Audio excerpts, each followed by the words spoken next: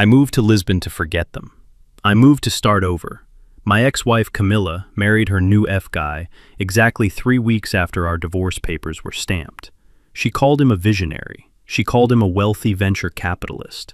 My own son Jamal looked me in the eye and told me that he would be the best man at their wedding because he finally wanted a father figure who understood how to make real money. They thought I was finished. They thought I was just an old, retired electrician with nothing left but a small pension and a broken heart. They were wrong. During their wedding reception, a single guest stood up and said one sentence that made Camilla scream in a way I will never forget. And then, at 2 in the morning, my phone rang. But before I tell you how sweet that revenge tasted, I need to take you back to the moment everything fell apart. My name is Bernard King. I am 74 years old, and for 40 years, I worked as a master electrician. I wired skyscrapers, hospitals, and the very courthouse where my life was just dismantled. If you have ever felt like you gave everything to people who only saw you as a bank account, please hit the like button and subscribe. Let me know in the comments which city you were listening from. I read every single one. The asphalt of the courthouse parking lot was radiating heat that afternoon, but I felt cold, freezing cold. I was holding the keys to the obsidian black Mercedes S-Class, a car I had paid for with overtime shifts and blistered hands. It was the one luxury I had allowed myself in a lifetime of saving. Before I could even unlock the door, a manicured hand with long, crimson fake nails snatched the key fob right out of my grip. It was Camilla. At 65, she was still a striking woman, but the ugliness of her greed had started to seep through her foundation. She dangled the keys in front of my face like she was teasing a dog. "Don't be pathetic, Bernard," she sneered, her voice loud enough for the passing lawyers to hear. "You know the judge awarded the car to me. It goes with the house.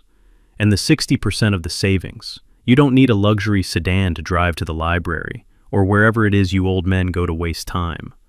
I stood there, my empty hands still hovering in the air. It wasn't about the car. It was about the disrespect. "Camilla," I said, keeping my voice low and steady. "I maintained that engine. I know every bolt in that chassis. You don't even know what kind of fuel it takes." She laughed, a harsh, grating sound. "That is what money is for, Bernard. That is what you never understood. You love getting your hands dirty. You love fixing things. That is why you are small. Preston doesn't fix cars. He buys the dealership. That is the difference between a laborer and a king." Preston. The name tasted like bile. The man she had been seeing for 6 months behind my back. The man she was now leaving me for. I took a deep breath, fighting the urge to snatch the keys back. I am a logical man. I deal in circuits and currents. If you overload a circuit, it blows. Camilla was overloading me, but I refused to blow. Not here, not in public. "Enjoy the ride, Camilla," I said. "Just remember to change the oil." She rolled her eyes and reached into her designer purse. She pulled out a small plastic card and flicked it at my chest. It bounced off my tie and landed in a puddle of oil on the pavement. "I didn't want you to be stranded," she said with a smirk. "I bought you a bus pass. It has $20 on it. That should get you to whatever cheap motel you are staying at. Consider it a parting gift." I looked down at the bus pass floating in the oil. It was the ultimate insult. After 40 years of marriage, after raising a child, after paying for her surgeries and her vacations and her jewelry, I was worth a $20 bus card. I bent down to pick it up. My knees popped, a reminder of my age. As I straightened up, wiping the oil off the card with a handkerchief, a shadow fell over me. It was Jamal, my son, my 35-year-old boy. He was wearing a suit that was too tight, trying to look like the Wall Street tycoons he saw in movies.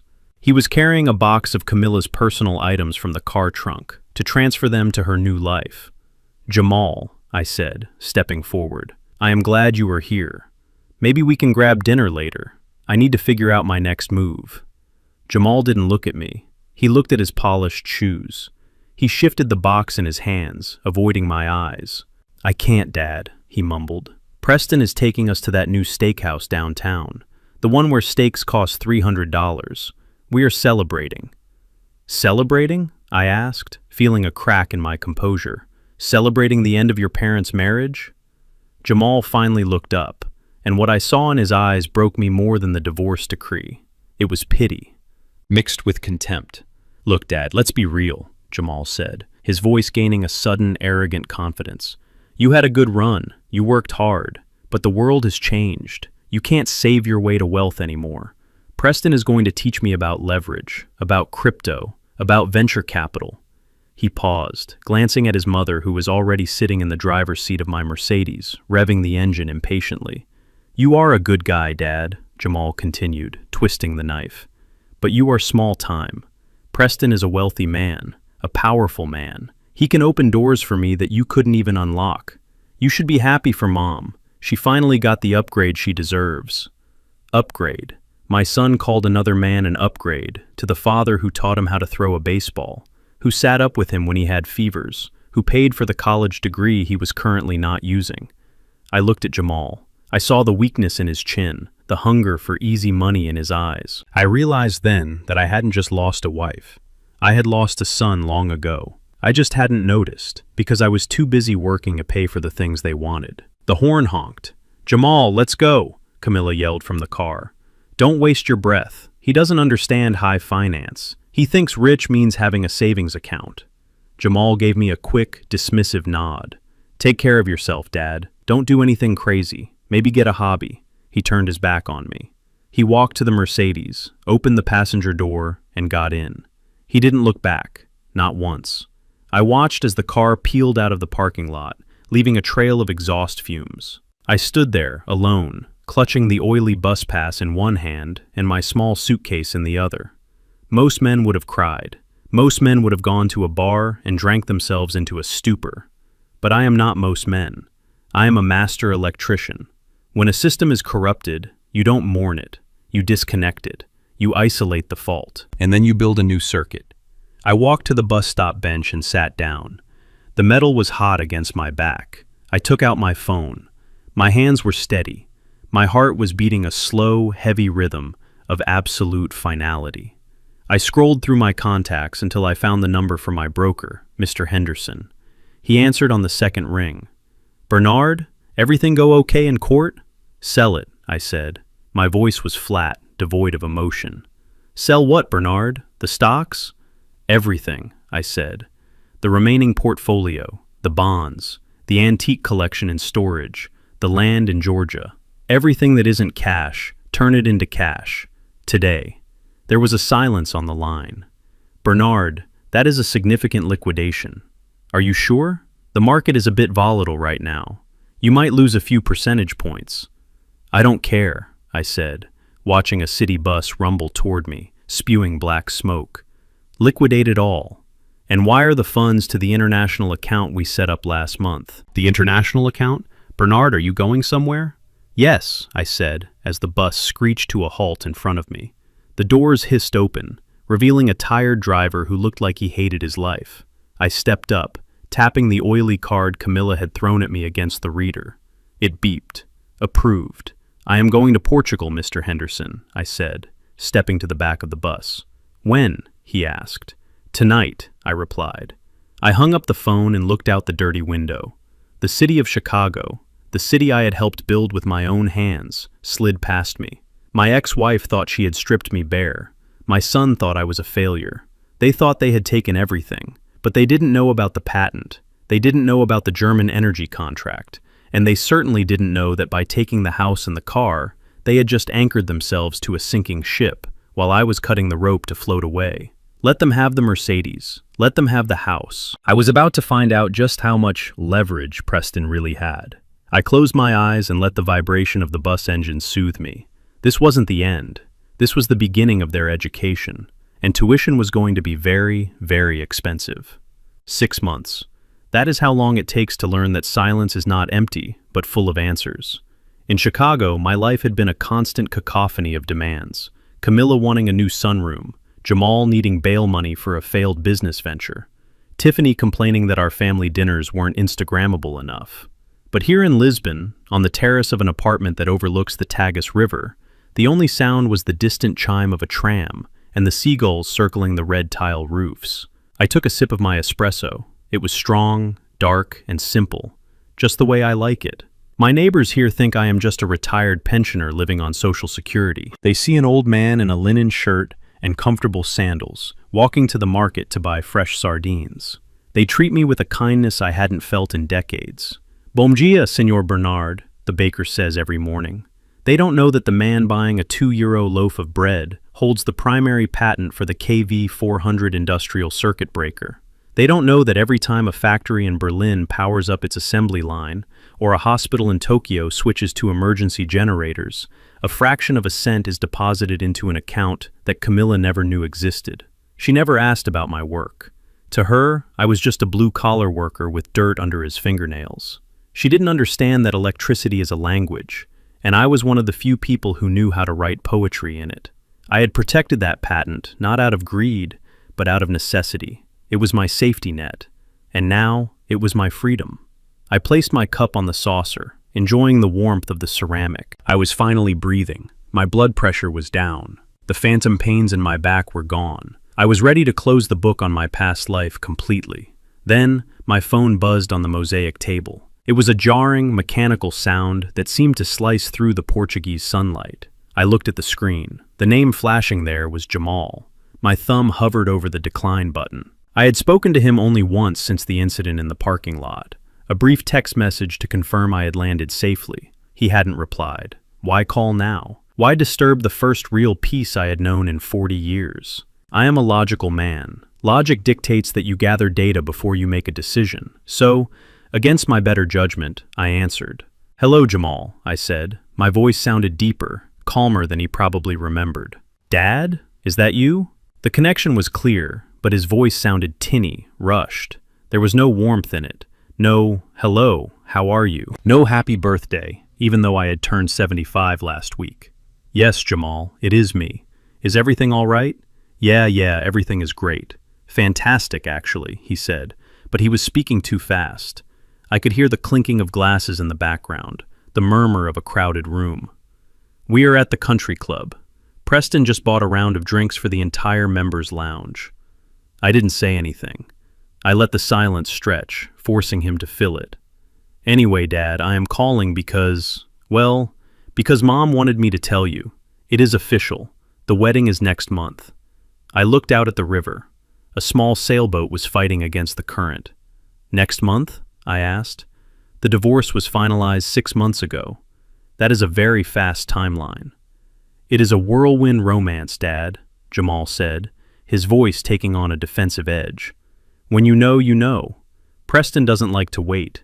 He is a man of action, not like, he makes things happen. I closed my eyes. Even from 4,000 miles away, the comparison stung. Not because I was jealous of Preston, but because my son was so easily seduced by the flash of fool's gold. The venue is the Gold Coast Ballroom, Jamal continued, bragging now. 500 guests. Lobster flown in from Maine. It is going to be the event of the decade. Mom is going to look like a queen. That sounds expensive, I said dryly. I hope she has a good prenup. There was a pause, and then a rustling sound. The phone was being moved. Give me that, a female voice hissed. It was Tiffany, my daughter-in-law, the woman who had once refused to eat my birthday cake because she said it was store-bought. Hello, Bernard, she said. Her voice was dripping with that fake sweetness that is more dangerous than acid.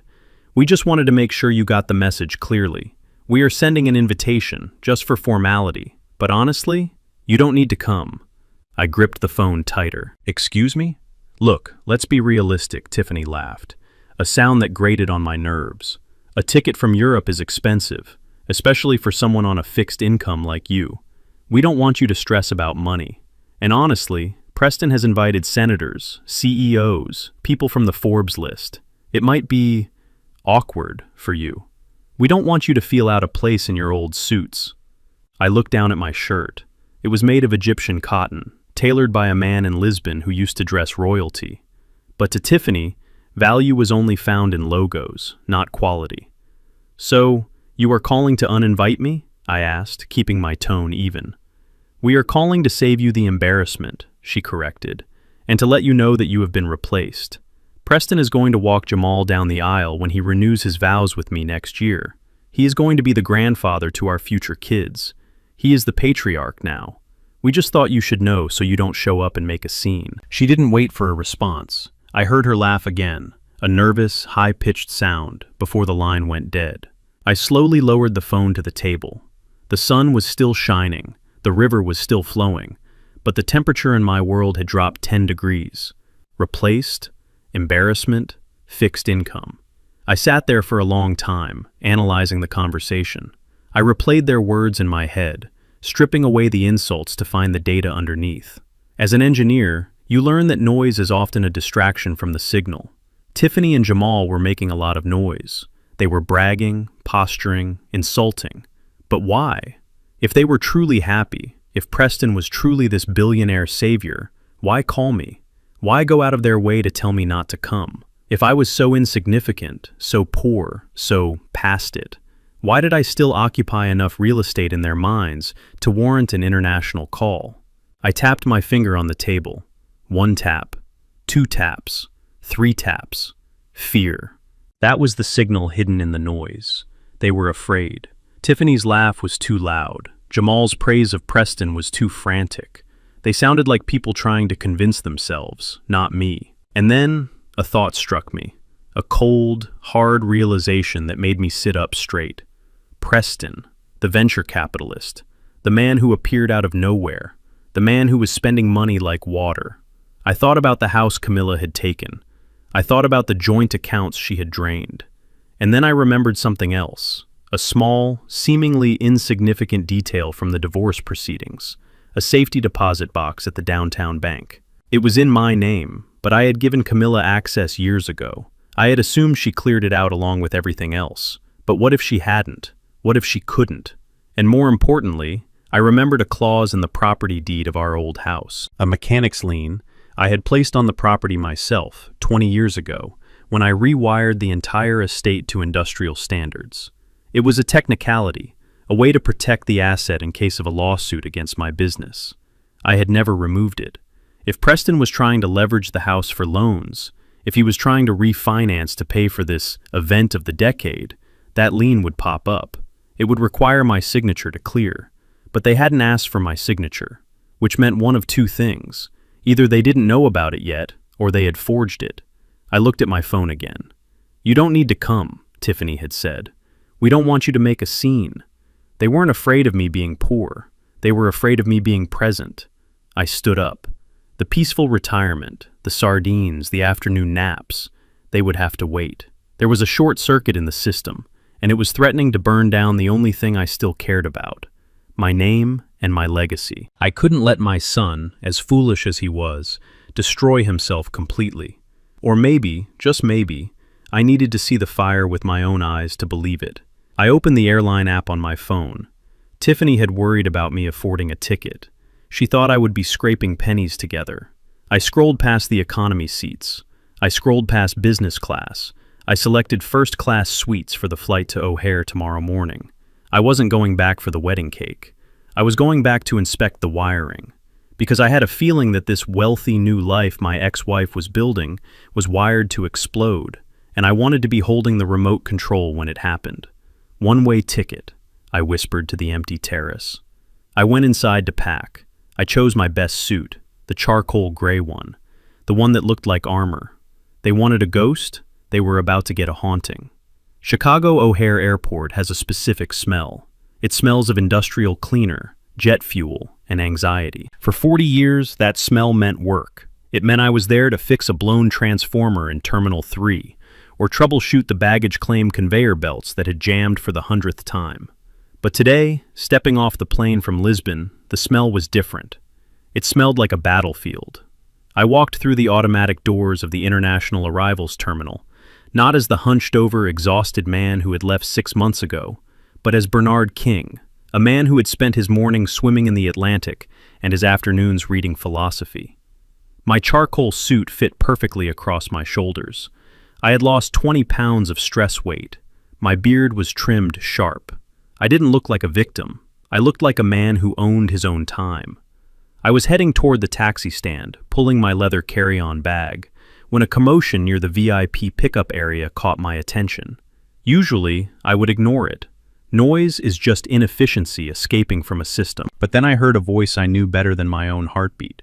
A voice that used to whisper goodnight to me, but lately had only screamed about my inadequacy. Camilla. I stopped behind a concrete pillar, partially obscured by a group of tourists arguing over a map. I adjusted my sunglasses. I needed to see the enemy before the enemy saw me. There she was, my ex-wife. She was standing on the curb, surrounded by 3 large suitcases that looked brand new. She was wearing a white fur coat, even though it was only October. She looked frantic, constantly checking her reflection in a compact mirror, smoothing her hair, adjusting her diamond earrings. She looked like a woman trying very hard to convince the world she was happy. And then, the cavalcade arrived. It wasn't just one car, it was a production. 3 black SUVs flanked a gleaming silver Bentley Flying Spur. The cars screeched to a halt with a dramatic flair that was entirely unnecessary for an airport pickup. A driver in a uniform jumped out to open the back door of the Bentley, and out stepped Preston. He looked exactly like his photos on social media. Too much tan, teeth that were blindingly white, and a suit that cost more than my first house. He threw his arms open wide, playing to an audience of nobody. "My queen!" he bellowed. His voice boomed, echoing off the concrete overhang. Chicago is not the same without its brightest star. Camilla squealed like a teenager and ran into his arms. I watched them embrace. It looked rehearsed. It looked like a scene from a soap opera that had been canceled due to bad acting. Jamal was there too, getting out of one of the SUVs, high-fiving the drivers, acting like he was part of a presidential motorcade. Most people walking by stopped to stare. They whispered to each other. "Who is that? Is that a movie star? Is that a billionaire?" I stared too, but I wasn't looking at the fur coat or the white teeth. I was looking at the car. Specifically, I was looking at the rear bumper of the silver Bentley. To the untrained eye, it was a symbol of unlimited wealth, a $200,000 machine.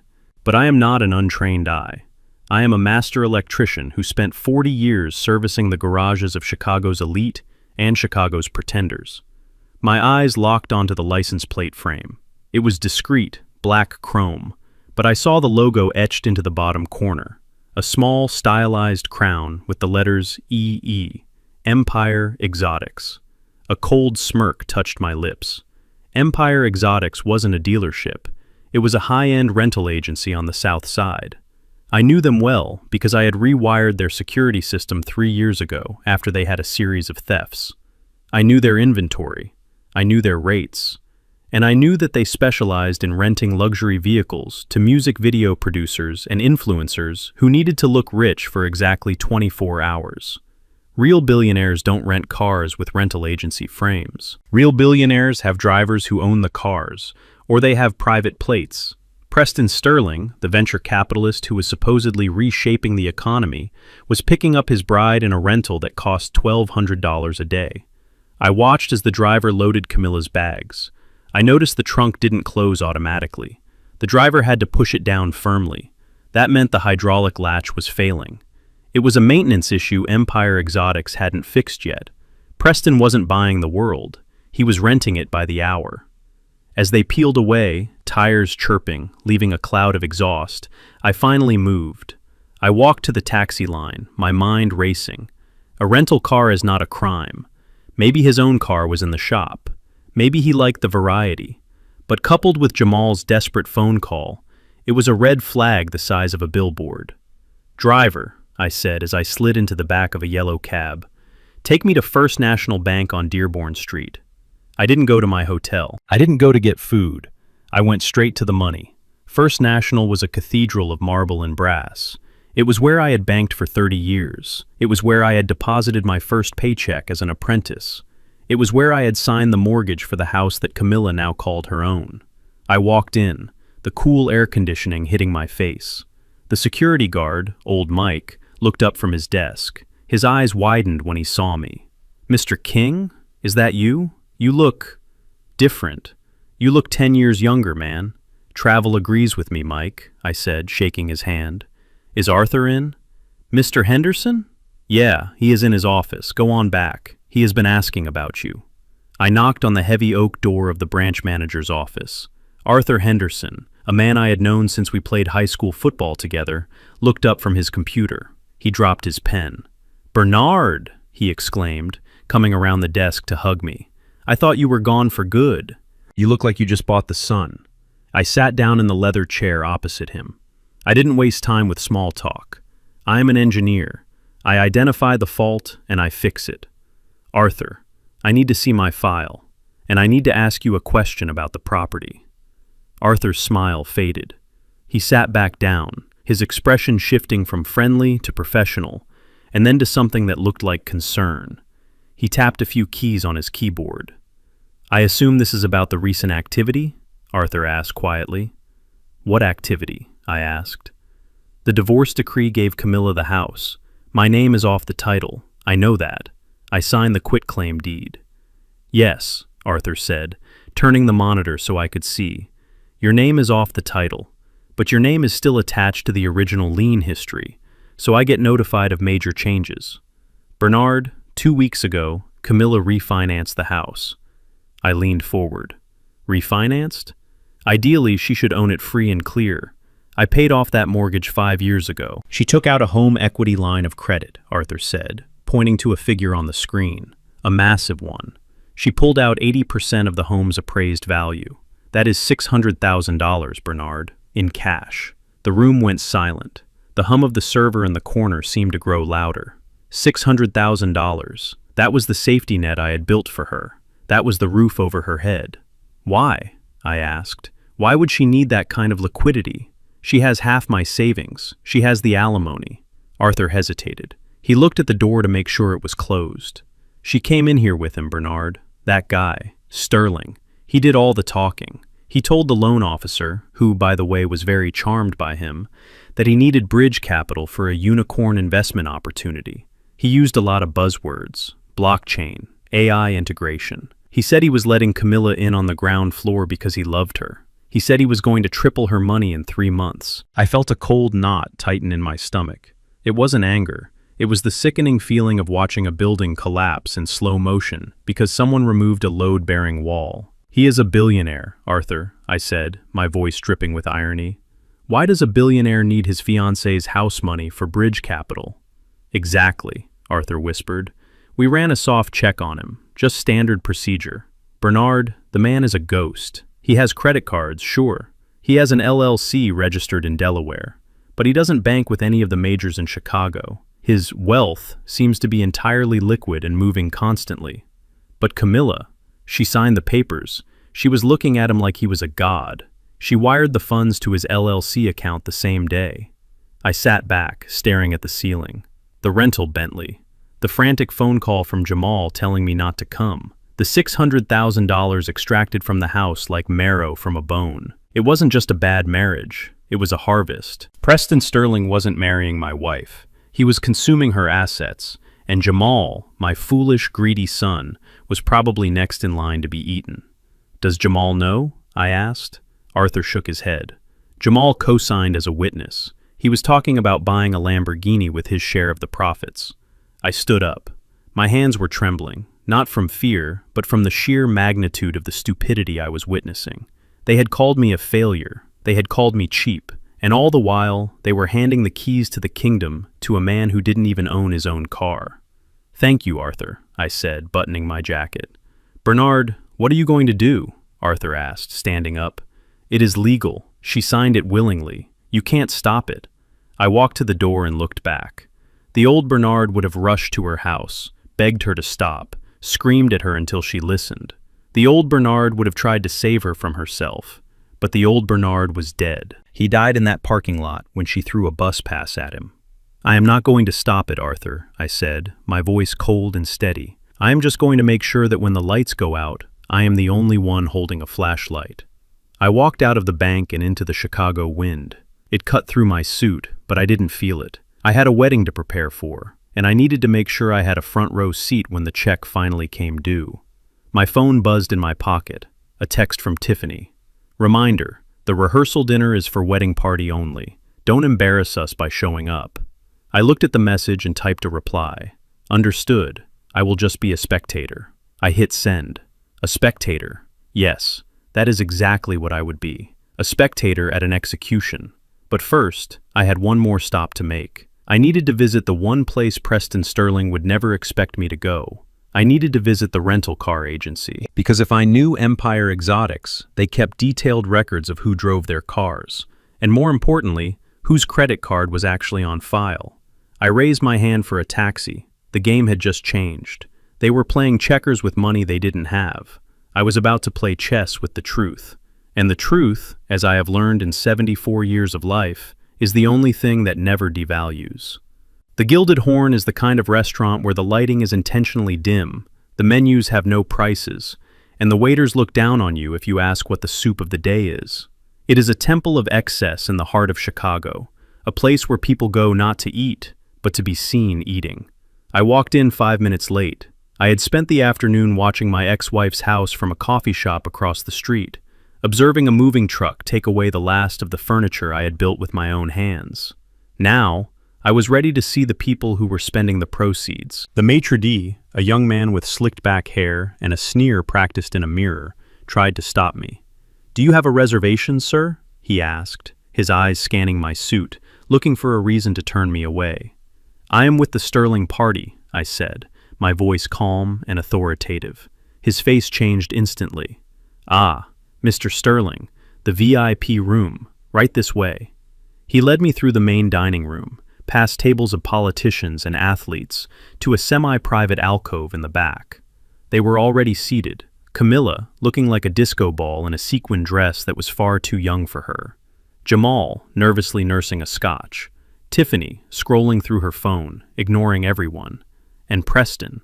Preston sat at the head of the table, his arms spread wide along the back of the leather booth, claiming space like a silverback gorilla. When he saw me, his smile didn't reach his eyes. It was a predator's grin. "Bernard!" he boomed, standing up halfway but not actually offering a hand. "We didn't think you would actually come. We thought the flight might be too much for your constitution." I pulled out the empty chair opposite him. "My constitution is fine, Preston. I survived 40 Chicago winters working on power lines. A first-class flight is hardly a challenge." Tiffany looked up from her phone. Her eyes raked over my charcoal suit, the one I had bought from the tailor in Lisbon who dresses Portuguese diplomats. She wrinkled her nose.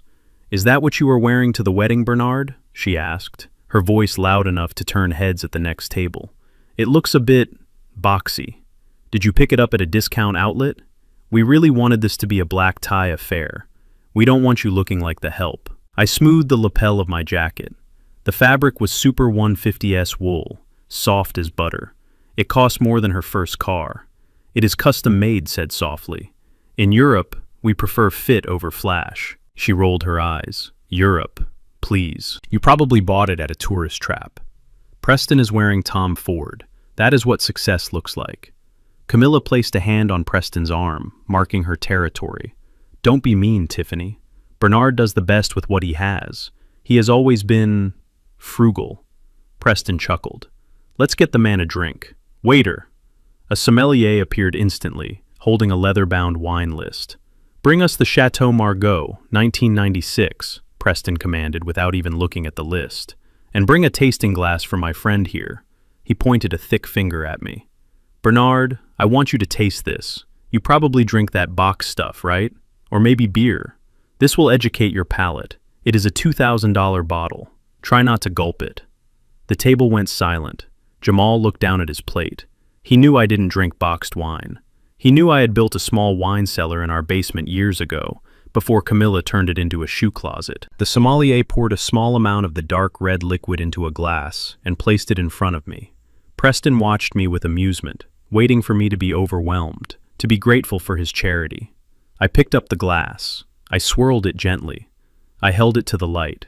The color was slightly off, a bit too brown at the edges for a 96.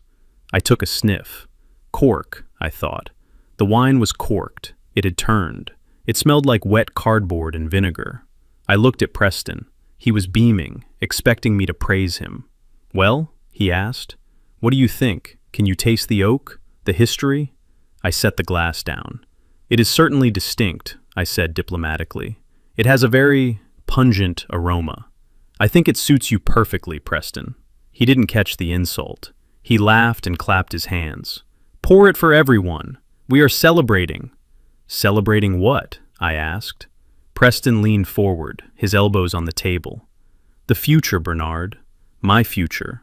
Our future. I just closed a seed round for my tech startup. We are going to revolutionize the way people buy groceries on the blockchain. Jamal here is going to be my vice president of operations. I looked at my son. Jamal, you are leaving your job at the logistics firm? That is a union job with benefits. Jamal finally looked at me. His eyes were defiant, but his hands were shaking. Dad, stop living in the past. Unions are for old people. Preston is giving me equity, stock options. When the company goes public in 2 years, I will be worth $10 million.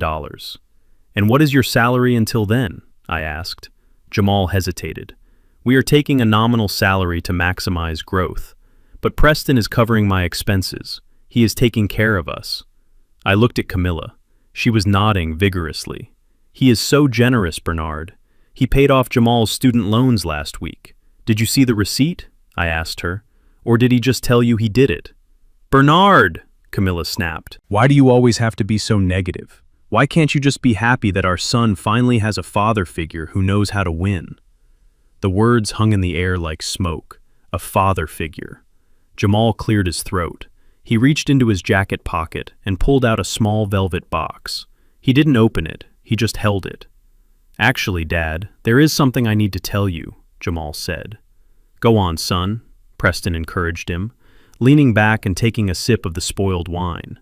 He grimaced slightly but didn't say anything, too proud to admit he had ordered vinegar. Jamal took a deep breath. Dad, about the wedding. We talked about it. And, well, usually the father of the groom stands next to the groom. But what? I asked, my voice dropping to a whisper.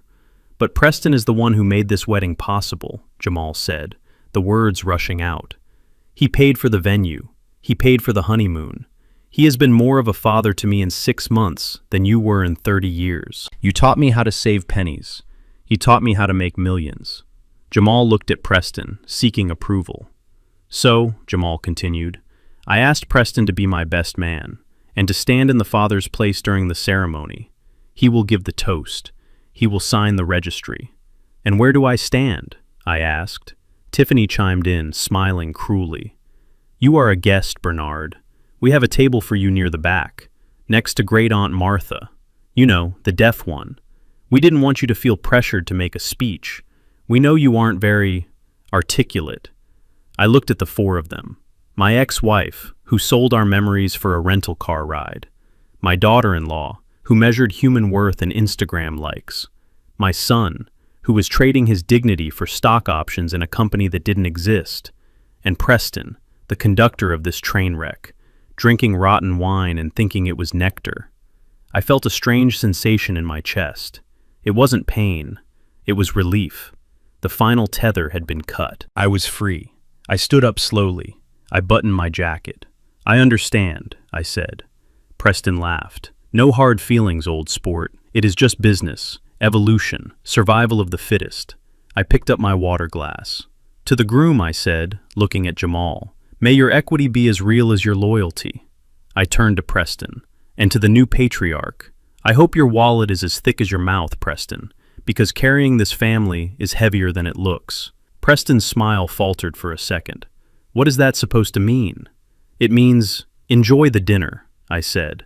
I have an early flight to catch, or at least, that is what I am telling myself. I turned and walked away.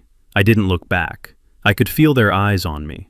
I could hear Tiffany whispering, God, he is so bitter. I walked past the open kitchen, past the wine cellar, and stopped at the host stand near the front door. I waited. I wasn't leaving just yet. I pretended to check my coat, lingering in the shadows of the foyer. Through the glass partition, I watched the waiter approach their table with the bill. It was a black leather folder. Preston snatched it up with a flourish, not even checking the total.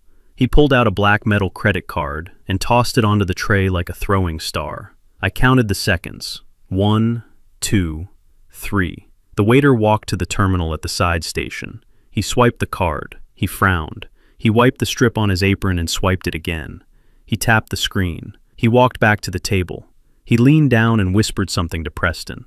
Preston laughed loudly, waving his hand. He said something that looked like, try it again. The waiter went back, swiped again. Then he picked up the phone next to the register. He spoke for a moment, then hung up.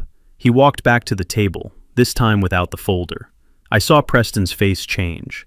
The red flush started at his neck and crept up to his hairline. He patted his pockets. He pulled out another card, a blue one. He gave it to the waiter. The waiter returned to the terminal. Swipe.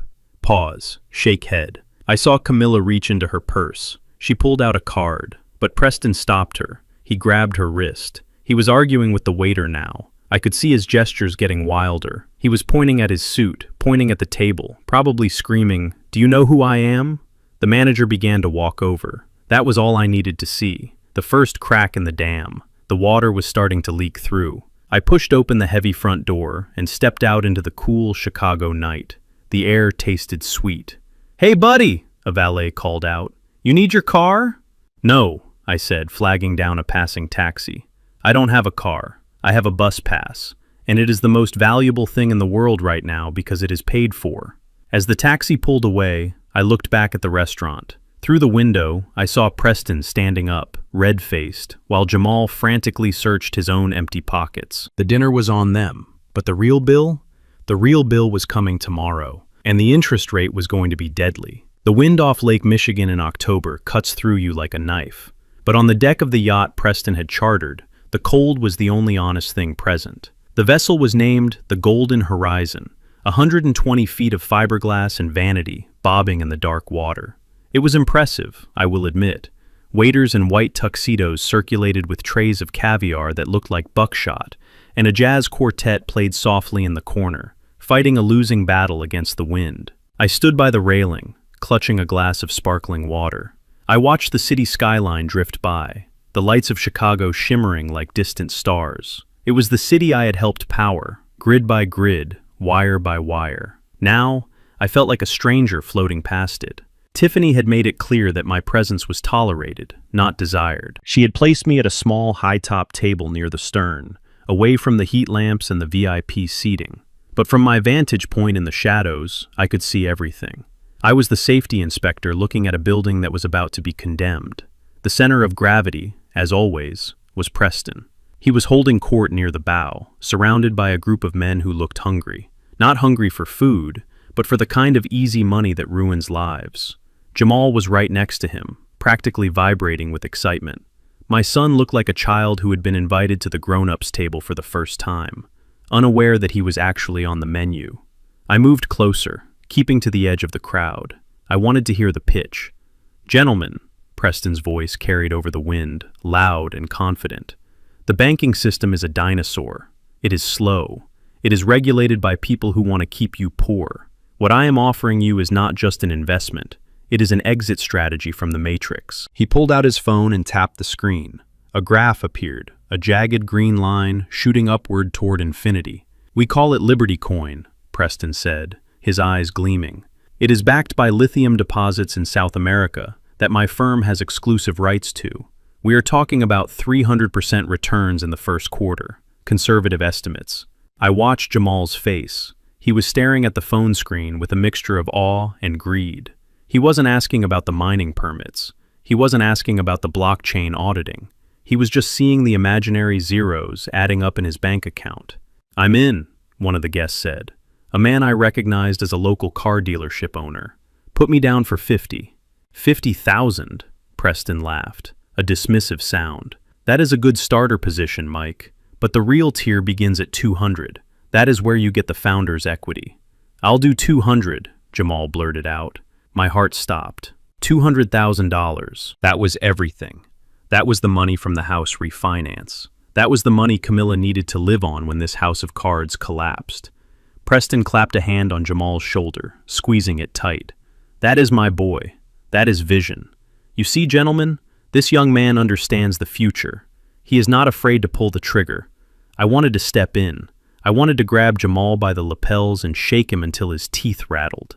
I wanted to scream that lithium rights are public record, and if Preston really had them, he wouldn't be pitching to car dealers on a rental boat in Chicago. He would be on Wall Street. But I knew Jamal wouldn't listen. He was drunk on the proximity to power. To intervene now would only make me the villain in their success story. Then, the sliding glass doors of the main cabin opened, and Camilla stepped out. If Preston was the king of this delusion, Camilla was the queen. She was wearing a silver gown that hugged curves she had maintained with expensive surgeries. But what caught the light wasn't the dress. It was the necklace. It was a cascading waterfall of diamonds, wrapping around her neck and dripping down toward her chest. It was massive, ostentatious. It had to be 50 carats comfortably. Preston left the circle of men and walked over to her, taking her hand and kissing it. "And here is the inspiration for it all," he announced. "My beautiful bride, wearing the Sterling family diamonds. These stones have been in my vault for generations." The crowd oh'd and awed. Tiffany rushed over, snapping photos with her phone, the flash blinding in the dark. "Oh my God, Camilla, you look like royalty," Tiffany squealed. "Those are insane." Camilla touched the stones at her throat, her face flushed with pride. She looked at me, spotting me in the shadows. She lifted her chin, a gesture of pure defiance. "See what I have?" her eyes said. "See what you could never give me?" I took a step closer. The engineer in me took over. I have a habit, a compulsion really, to understand how things are made. Years ago, for our 30th anniversary, I had saved for 3 years to buy Camilla a sapphire pendant. It wasn't huge, but it was flawless. I had spent weeks with a gemologist, learning about clarity, cut, and the refractive index. I learned how light behaves when it enters a dense stone. I learned that a real diamond has a very specific way of breaking light. It handles light with dignity. It flashes gray and white, with subtle fires of orange or blue. I narrowed my eyes, focusing on the necklace as Camilla moved under the deck lights. The stones were flashing, but they were flashing too much. They were throwing out a disco ball effect. Reds, greens, purples. It was a chaotic explosion of color. That is known as double refraction. Diamonds are singly refractive. They don't split light like that. Moissanite does. Cubic zirconia does. High-end lead glass does. I felt a cold smile touch my lips. The Sterling family diamonds, stones that had been in his vault for generations. It was a lie. A physical, provable lie, hanging right around my ex-wife's neck.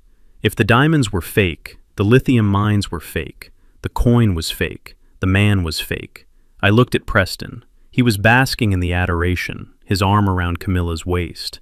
He looked invincible, but I saw the sweat on his upper lip, despite the freezing wind.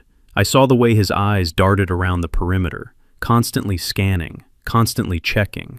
He wasn't a billionaire relaxing on his yacht. He was a fugitive hiding in plain sight. I reached into my pocket and pulled out my phone. I didn't raise it high. I held it at chest level, pretending to check a message. "Hey, Preston," I called out, my voice cutting through the chatter. He looked over, annoyed at the interruption. "What is it, Bernard?" "I just wanted to say," I continued, stepping into the light, "that is a magnificent setting. It reminds me of the pieces they sell on the Miracle Mile." Preston stiffened. His smile froze. For a split second, the mask slipped. He knew that I knew. He saw the calculation in my eyes. "Thank you, Bernard," he said curtly. "Now if you will excuse us." He turned Camilla away, shielding her from me, shielding the lie from the only person on the boat who knew how to use a jeweler's loop. But it was too late. I had the shot. I looked down at my screen. The image was crisp. Preston's face was illuminated by the deck lights, clear as day. I opened my encrypted messaging app. I scrolled down to a contact saved as Frank the Shark. Frank was an old friend from the neighborhood. We used to play chess in the park on Sundays. Frank was also a senior fraud investigator for one of the largest insurance underwriters in the Midwest. He spent his days hunting down people who faked their own deaths or burned down their own warehouses. He had a database that the FBI would be jealous of. I attached the photo. I typed a simple message. "Frank, do me a favor. Run facial recognition on this guy. Goes by Preston Sterling. Claims to be VC. I think he is wearing glass and selling fog. Let me know what hits." I pressed send. The little circle spun for a second, then turned into a check mark. Sent. I looked up. Jamal was shaking hands with Preston, sealing the deal on the $200,000 investment.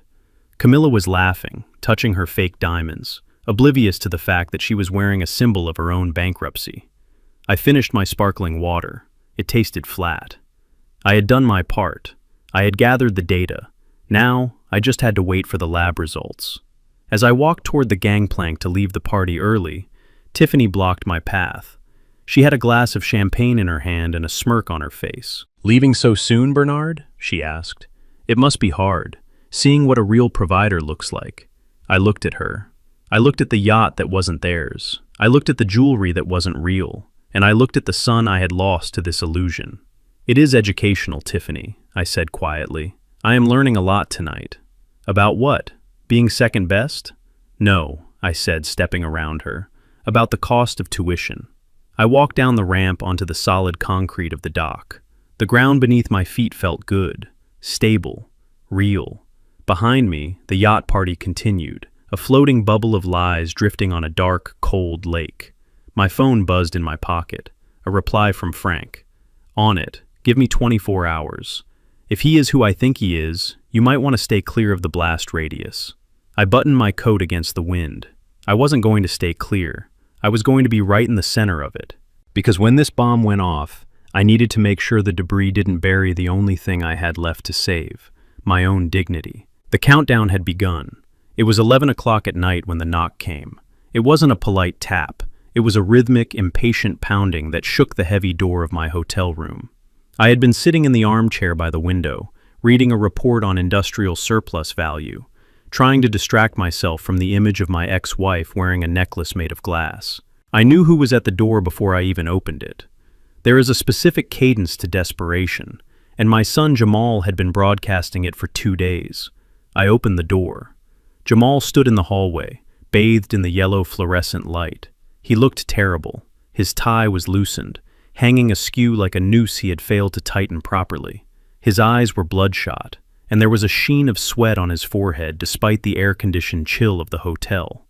He didn't say hello. He didn't ask if I was busy. He simply pushed past me into the room, bringing with him the smell of stale scotch and expensive cologne. I closed the door gently. I watched him pace the small, carpeted area between the bed and the desk. He was vibrating with nervous energy, his hands opening and closing into fists. "Do you want some water, Jamal?" I asked, keeping my voice low. "You look dehydrated." "I don't need your water, Dad," he snapped, spinning around to face me. "I need you to be reasonable. For once in your life, I need you to stop being a roadblock and start being a team player." I walked over to the minibar and poured a glass of water anyway. I placed it on the desk. "I am always reasonable," I said. "That is why I am an engineer. Reason is what keeps buildings from falling down. What is the emergency, son?" Jamal reached into the inner pocket of his jacket. He pulled out a document, folded into thirds. It looked like it had been handled roughly. He smoothed it out on the desk, his movements jerky and uncoordinated.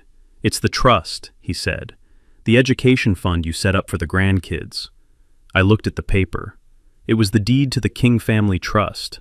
It wasn't a fortune. It was $50,000 that I had scraped together over 20 years. Every time I worked a holiday, every time I took a double shift in a freezing basement, I put $100 into that account. It was meant to ensure that if Jamal ever had children, they wouldn't have to start at zero like I did. "What about it?" I asked. "It is sitting in a conservative bond index. It is safe." "That is the problem," Jamal shouted, throwing his hands up. "It is safe. It is stagnant. It is making 3% a year, Dad. 3%. Inflation is eating it alive."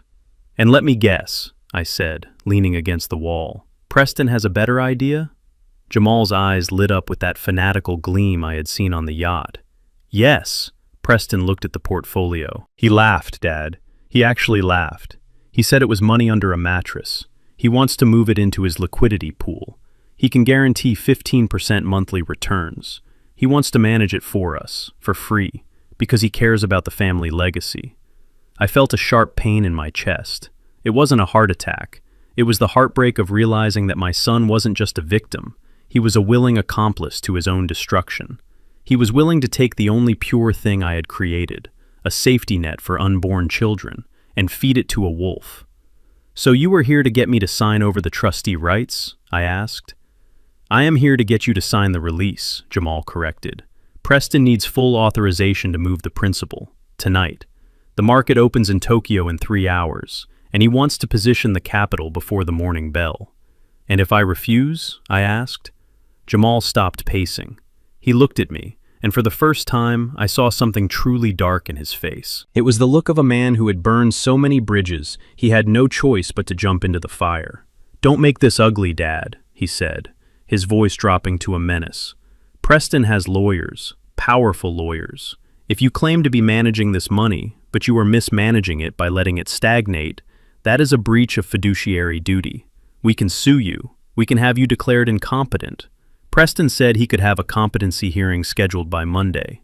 "Do you want to spend your retirement fighting a legal battle you can't afford?" I stared at him. My own son was threatening to declare me senile.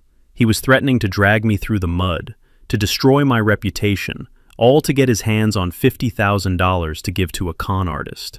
I realized then that the boy I raised was gone. The boy who used to cry when he scraped his knee. The boy who used to help me carry my toolbox. He had been consumed. What stood before me was a hollow shell, filled with another man's lies. "You would do that?" I asked softly. "You would sue your own father." Jamal flinched, just for a second. But then the greed took over again. "I am doing what is best for the family," he said, reciting the script. "I am maximizing our assets. Just sign the paper, Dad. Don't be a dinosaur." I walked over to the desk. I looked at the document. It was a standard transfer of trusteeship. It gave Jamal full control over the principal amount, effective immediately. If I signed this as it was, the money would be gone by morning. Preston would drain it, use it to pay off the catering bill or the yacht rental, and my grandchildren would be left with nothing. But if I didn't sign, Jamal would cause a scene. He would drag this out. He would scream and threaten, and honestly, I was tired. I was so incredibly tired of fighting a war against people who were determined to surrender. But I am a master electrician. When you can't stop the current, you divert it. You install a breaker. "Okay," I said. I picked up a pen from the hotel desk. Jamal let out a breath he had been holding. "Thank God, finally. You are making the right choice." I put the tip of the pen to the paper, but I didn't sign at the bottom. Not yet. "I'm going to add a small annotation," I said casually. "Just for my own records, to show that I acted in good faith." "Whatever," Jamal said, checking his watch. "Just hurry up." I found the clause regarding the disbursement of funds. In clear, block letters, I crossed out "immediate access" and wrote in the margin, "Funds to remain frozen in escrow until the named beneficiary reaches the age of 18 years. Transfer of management authorized only under these conditions." It was a restrictive covenant. It meant that even if Jamal became the trustee, he couldn't touch the principal. He could move it to Preston's fund if he wanted, but the bank wouldn't release the cash to them. It would just sit there, locked tight, until a child who didn't exist yet became an adult. I signed my name at the bottom with a flourish. "There," I said, "it is all yours." Jamal snatched the paper from under my hand before the ink was even dry. He didn't read it. He didn't even look at the paragraph I had altered. He just saw the signature at the bottom. That was all he cared about, the victory. "About time," he muttered, folding the paper and shoving it back into his pocket. "Preston is going to be pleased. This shows commitment." He turned to the door. He didn't say thank you. He didn't say goodbye. He had what he wanted. "Jamal," I said. He stopped, his hand on the doorknob. "What?" "I hope you read the fine print on everything Preston gives you," I said, "because the devil is always in the details." He scoffed. "Preston doesn't have fine print. He operates on a handshake. That is how real business is done." He opened the door and walked out, slamming it behind him. I stood alone in the silence of the hotel room. I walked over to the window and looked down at the street. I watched as my son ran out of the hotel entrance, jumped into a waiting cab, and sped off into the night. He was rushing to deliver a locked box to a thief who didn't have the key. I felt a profound sense of sadness, but no regret. I had saved the money. I had protected the future, but I had lost the present. My son was gone. He was driving toward a cliff, pressing the accelerator to the floor, convinced he was learning how to fly. I went back to the armchair and picked up my report. The dossier from Frank was waiting. I turned the page. Attached was a photocopy of a police report from Florida, dated 3 years ago. The mugshot was grainy, but the face was unmistakable. It wasn't Preston Sterling. It was Pete Stalinsky, arrested for selling fake timeshares to retirees. I looked at the date of the wedding, 2 days away. I took a sip of the water I had poured for Jamal. It was cool and clean. "Sleep well, son," I whispered to the empty room. "You are going to need your rest, because when you wake up, the nightmare is going to be very, very real." The Gold Coast Ballroom had been transformed into a botanical garden. It was a spectacle of excess that bordered on the obscene. Thousands of white orchids, likely flown in from Thailand that very morning, hung from the ceiling in cascading waterfalls. The scent was so thick it felt like walking into a perfume factory. A 20-piece symphony orchestra sat on a raised platform, playing Mozart with a precision that cost $500 an hour per musician. Everything about the room screamed wealth. Everything about it was designed to say, "Look at us. Look at how much we have. Look at how far we have risen." But I am an engineer. I don't look at the decoration. I look at the structure. I looked at the floor and saw that the heavy floral arrangements were blocking the fire exits. I looked at the lighting rig and saw that the cables were taped down haphazardly, a lawsuit waiting to happen. And I looked at the people, my family, and saw a foundation that was already crumbling into dust. I stood at the entrance, holding my invitation. A young usher with a clipboard looked at my name, then looked at me, then looked down at his list again. He hesitated, his face flushed with second-hand embarrassment. "Mr. King," he said softly. Right this way." He didn't lead me to the front, where the family usually sits. He didn't lead me to the middle, where the friends and colleagues were chatting. He walked me past the ice sculptures, past the chocolate fountains, past the rows of velvet chairs reserved for the people Preston was trying to impress. We kept walking until we reached the back wall. "Here we are, sir," the usher mumbled, not making eye contact. "Table 42. It was the very last table in the room. It was positioned directly next to the swinging double doors of the kitchen, where waiters were rushing in and out with trays of food, creating a constant clatter of silverware and shouting. To my left was the entrance to the restrooms. Every time someone opened the door, the smell of industrial air freshener and plumbing wafted over our centerpiece. I sat down. My companions at the table were a collection of ghosts from the past. There was Great Aunt Martha, who was 90 years old and thought she was at a bingo hall. There was a second cousin from Camilla's side, who I hadn't seen in 15 years and who was already drunk. And there were 3 empty chairs. Even the outcasts didn't want to sit here. This was it. This was my place in their new world. I wasn't just an ex-husband. I was garbage. I was something to be hidden away near the toilets and the trash. I placed my hands on the tablecloth. It was silk. I calculated the cost of this wedding in my head. The flowers, the venue, the orchestra, the food. It had to be upwards of $300,000. Half the money Camilla had extracted from the house was already gone, burned up in a 6-hour party to celebrate a fraud. I poured myself a glass of water from the pitcher. I didn't drink the wine. I needed a clear head. Suddenly, a sharp jolt rocked my chair. I looked up. Tiffany was standing over me. She was wearing a bridesmaid dress that was cut too low and cost too much. Her face was caked in makeup, but it couldn't hide the ugliness of her expression. She had kicked the leg of my chair with her heel. "Oops," she said, her voice dripping with fake innocence. "I didn't see you there, Bernard. You blend in so well with the service staff." She leaned in closer, her perfume overpowering the smell of the kitchen. "I hope you are comfortable," she whispered. "We thought this location was appropriate. It is where the waste goes. That is what you are, right? Waste. You are the past that we are flushing away." I looked at her. I looked at the young woman who had married my son. I remembered when she first met Jamal. She had been sweet then, or maybe she was just better at acting. Now, the mask was gone. She was a scavenger bird, picking at the bones of a kill she didn't make. "You look lovely, Tiffany," I said calmly. "Enjoy the music. It is expensive." She sneered. "Don't worry about the cost. Preston has it covered. He has more money in his couch cushions than you made in your entire life." She turned on her heel and strutted away, swaying her hips, eager to get back to the cameras and the attention. I watched her go. I felt a strange sense of pity. She thought she was winning. She thought kicking an old man's chair made her powerful. She didn't know that she was standing on a trap door, and I was holding the lever. I turned my attention to the front of the room. The ceremony was about to begin. Preston stood at the altar. He was wearing a white tuxedo jacket with black lapels. He looked like a game show host from the 1970s. To the rest of the room, he probably looked confident.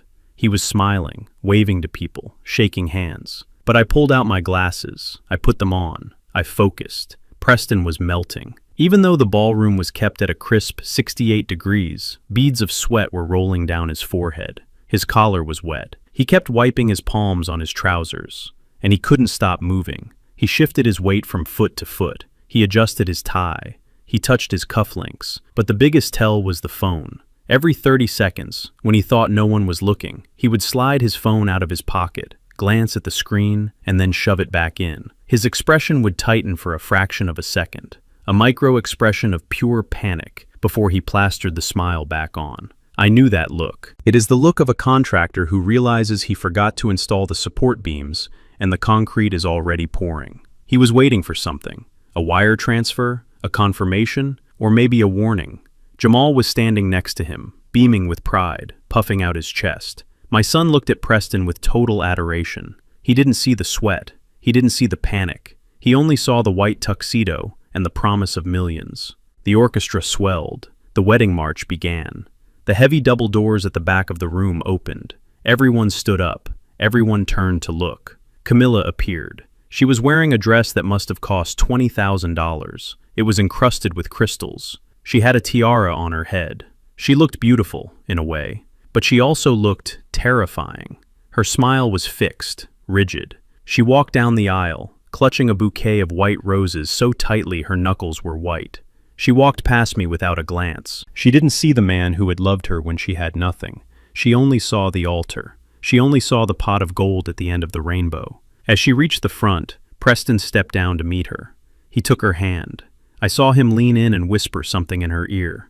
From the distance, it looked romantic. The guests sighed. Aunt Martha next to me clapped her hands and said, "Oh, true love." But I read lips. I have had to communicate with crew members across noisy construction sites for 40 years. I watched Preston's mouth move. He didn't say, "You look beautiful." He didn't say, "I love you." He said, "Did the wire clear yet?" Camilla's smile didn't waver, but her eyes widened slightly. She whispered back, "I don't know. I gave you the confirmation code." Preston nodded, a jerky, nervous motion. He patted her hand, but his eyes went back to his pocket, back to the phone hidden in his jacket. I sat back in my chair. The puzzle pieces were locking into place. The rental car, the fake diamonds, the desperate need for cash, and now the panic at the altar. Preston wasn't just a con man. He was a desperate con man. He was running a Ponzi scheme that was collapsing in real time. He needed Camilla's money not to invest, but to pay off someone else. Maybe the venue, maybe the caterers, or maybe a shark more dangerous than a loan officer. I looked around the room at the 500 guests, senators, business owners, my own family. They were all watching a fairy tale. I was the only one watching a heist. The officiant began to speak. "Dearly beloved, we are gathered here today." I reached into the inside pocket of my suit. I touched the cool paper of the police report I had printed out at the hotel business center. I also touched the second envelope, the one containing the email from Frank regarding the facial recognition match. I wasn't going to stop the wedding. That would be too easy. I was going to let them say I do. I was going to let the knot be tied. Because when you demolish a building, you don't knock it down halfway. You wait until the structure is fully committed to gravity, and then you pull the pin. I took a sip of water. It was warm. Go ahead, Preston, I thought. Say the vows. Promise to love and to cherish. Because the only thing you are going to be cherishing tonight is the right to remain silent. Tiffany turned around from the front row and glared at me, making sure I was staying in my place. I raised my glass to her and smiled. She had no idea. None of them did. The man at the table by the toilet was about to become the most important person in the room. The ceremony reached its crescendo under the crystal chandeliers. The officiant, a man with a booming voice that sounded like he was narrating a movie trailer, asked the question that seals a fate. "Do you, Preston Sterling, take this woman to be your lawfully wedded wife? To have and to hold, in sickness and in health, in poverty and in wealth?" Preston didn't answer immediately. I saw his throat bob as he swallowed. He was looking out at the audience, his eyes darting back and forth, scanning the room like a man looking for the nearest fire exit. He took a breath that shuddered in his chest. "I do," he said. But he didn't stop there. He turned to Camilla, grabbing both her hands. The sweat was now visible on his upper lip, glistening under the stage lights. He needed to sell this. He needed to perform. "Camilla," he announced, his voice projecting to the back of the room where I sat next to the kitchen door. "I don't just promise to be your husband. I promise to be your kingdom. I promise that from this day forward, you will never know want. You will never know limits. I will take you to the heights of the world, where you belong. You are not just marrying a man. You are marrying a destiny." The crowd gasped. A few women dabbed at their eyes with handkerchiefs. My Aunt Martha, who was halfway through a bread roll she had smuggled in her purse, sighed loudly. "Oh, isn't that romantic? He speaks like a poet." I leaned back in my chair. He didn't speak like a poet. He spoke like a politician trying to get elected before a scandal broke. I had heard similar speeches before. I heard them from contractors who promised to finish a job under budget and ahead of schedule, right before they disappeared with the deposit money. It was the language of overcompensation. When the foundation is weak, you decorate the facade with gold paint. Camilla was eating it up. She looked at him with the adoration that made my stomach turn. Not because I still loved her. That ship had sailed the moment she threw my keys on the pavement, but because I knew how much that look was going to cost her. She believed him.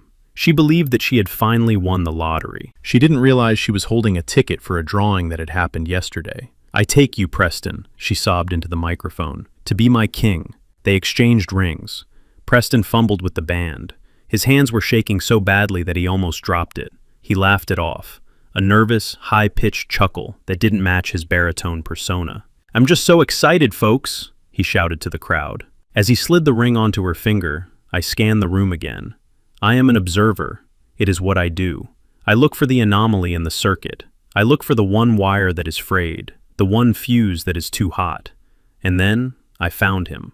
He was sitting at table number 1, the VIP table, the table reserved for the groom's closest family and most important business partners.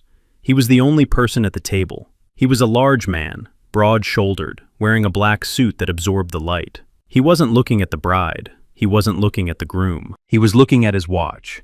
He wore tinted glasses, even though we were indoors. He sat with a stillness that was unnatural in a room full of celebrating people. When the couple kissed and the room erupted in applause, he didn't clap. He didn't smile. He simply reached for his glass of water, took a sip, and set it back down in the exact same ring of condensation. Preston pulled away from the kiss. He threw his arms up in victory. The orchestra struck up a triumphant melody. The guests cheered. But Preston's eyes didn't go to his mother. They didn't go to Jamal. They went straight to table 1. He looked at the man in the black suit. The man in the black suit gave a microscopic nod. It wasn't a nod of congratulations. It was the kind of nod a warden gives a prisoner. Acknowledgement. Supervision. Preston's smile faltered. He quickly turned back to Camilla, burying his face in her neck, hiding his expression from the cameras.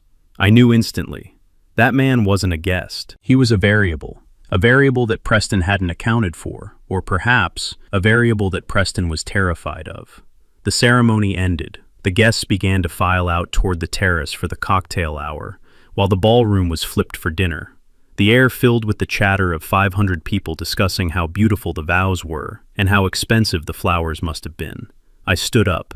My legs were stiff from the cheap chair. I needed to know. I made my way through the crowd.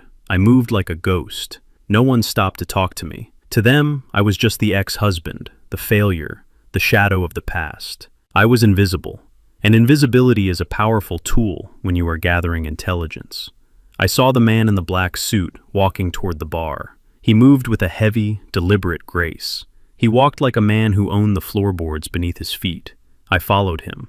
The bar was crowded, but people seemed to instinctively clear a path for him. He radiated a cold aura that made the socialites uncomfortable.